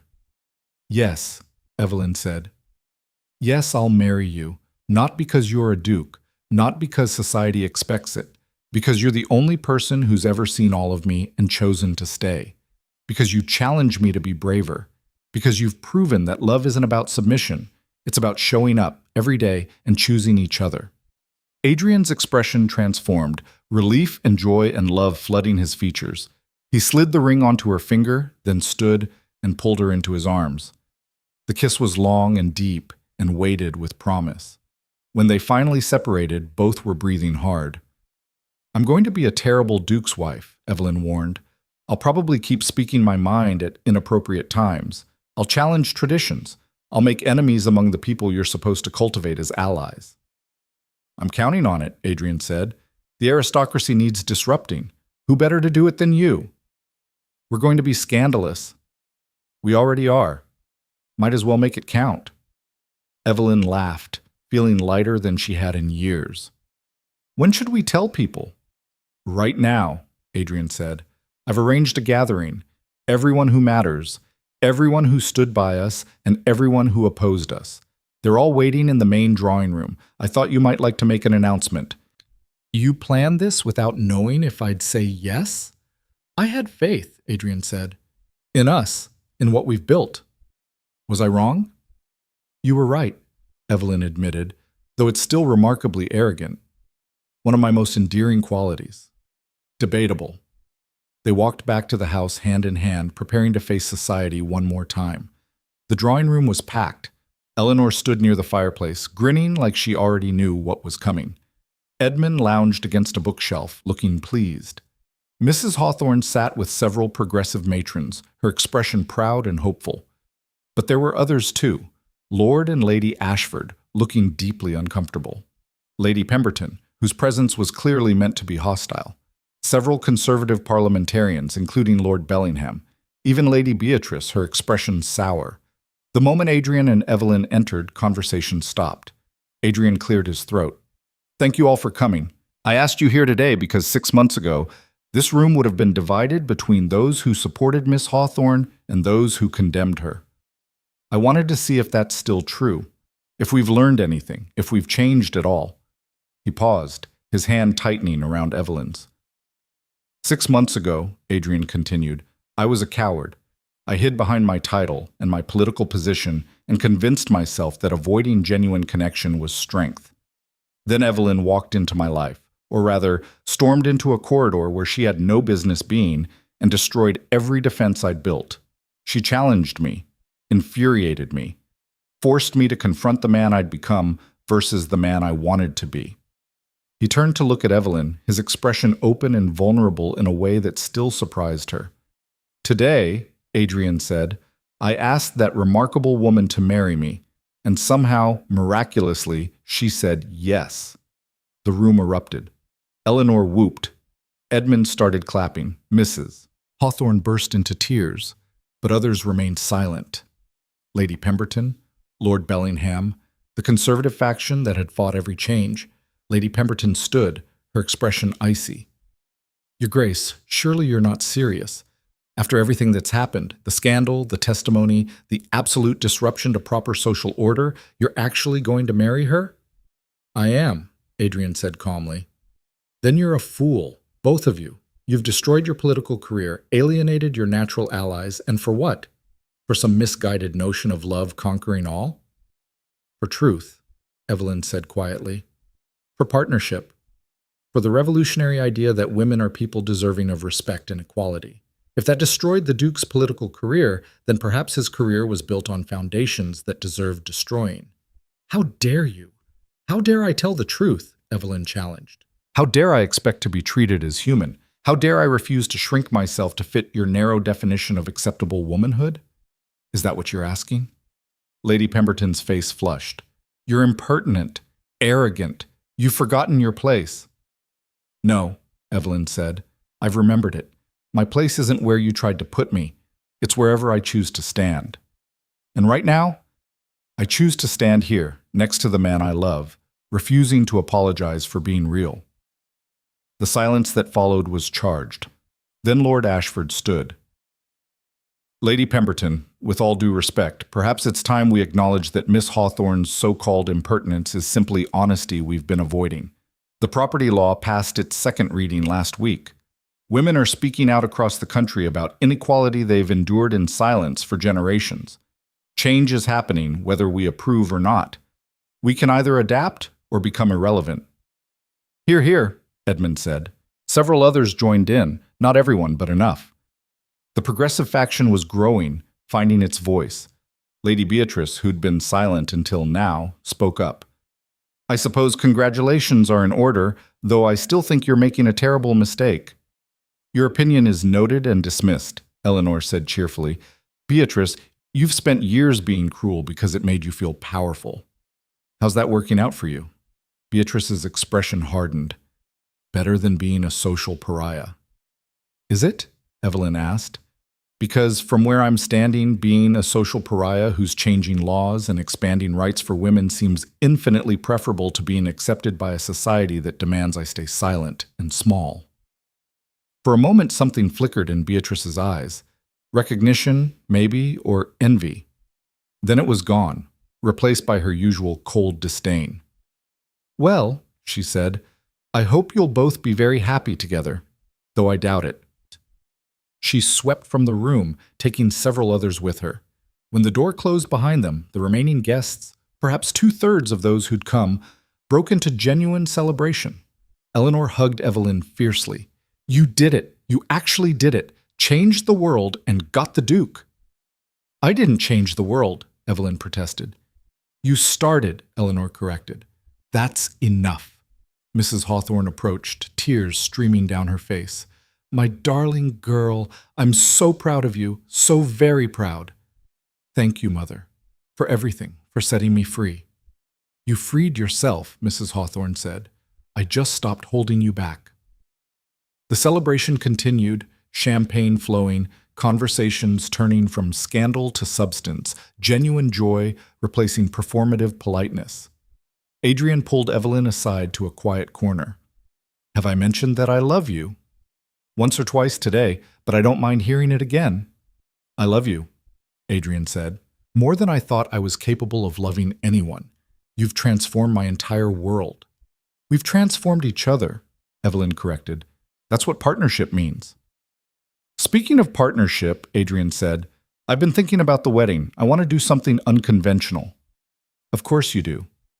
"I want the ceremony at your estate, in Kent. Small gathering. None of this massive society spectacle. Just people who actually matter to us. Evelyn felt tears prickling. You'd do that? Give up the grand ducal wedding? I'd give up anything that doesn't serve us, Adrian said.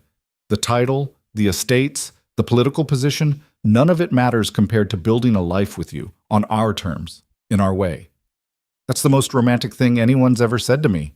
I'm just getting started. I have decades of repressed romanticism to work through.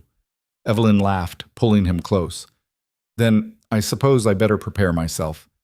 They stood together, watching their chosen family celebrate, and Evelyn felt something settle deep in her chest. Peace. Certainty. The bone-deep knowledge that she'd found exactly where she belonged, not in a gilded cage of aristocratic expectation, not in the invisible margins where women were taught to linger, but here, standing tall, speaking truth, claiming space in a world that tried to deny her. And beside her, the man who'd learned to see her, really see her, and chosen to walk through fire to stand at her side. 6 months ago, she'd been invisible, forgotten, slowly suffocating under the weight of expectations that were never meant to fit. Now she was impossible to ignore. And that, terrifying and uncertain and absolutely extraordinary, felt like victory.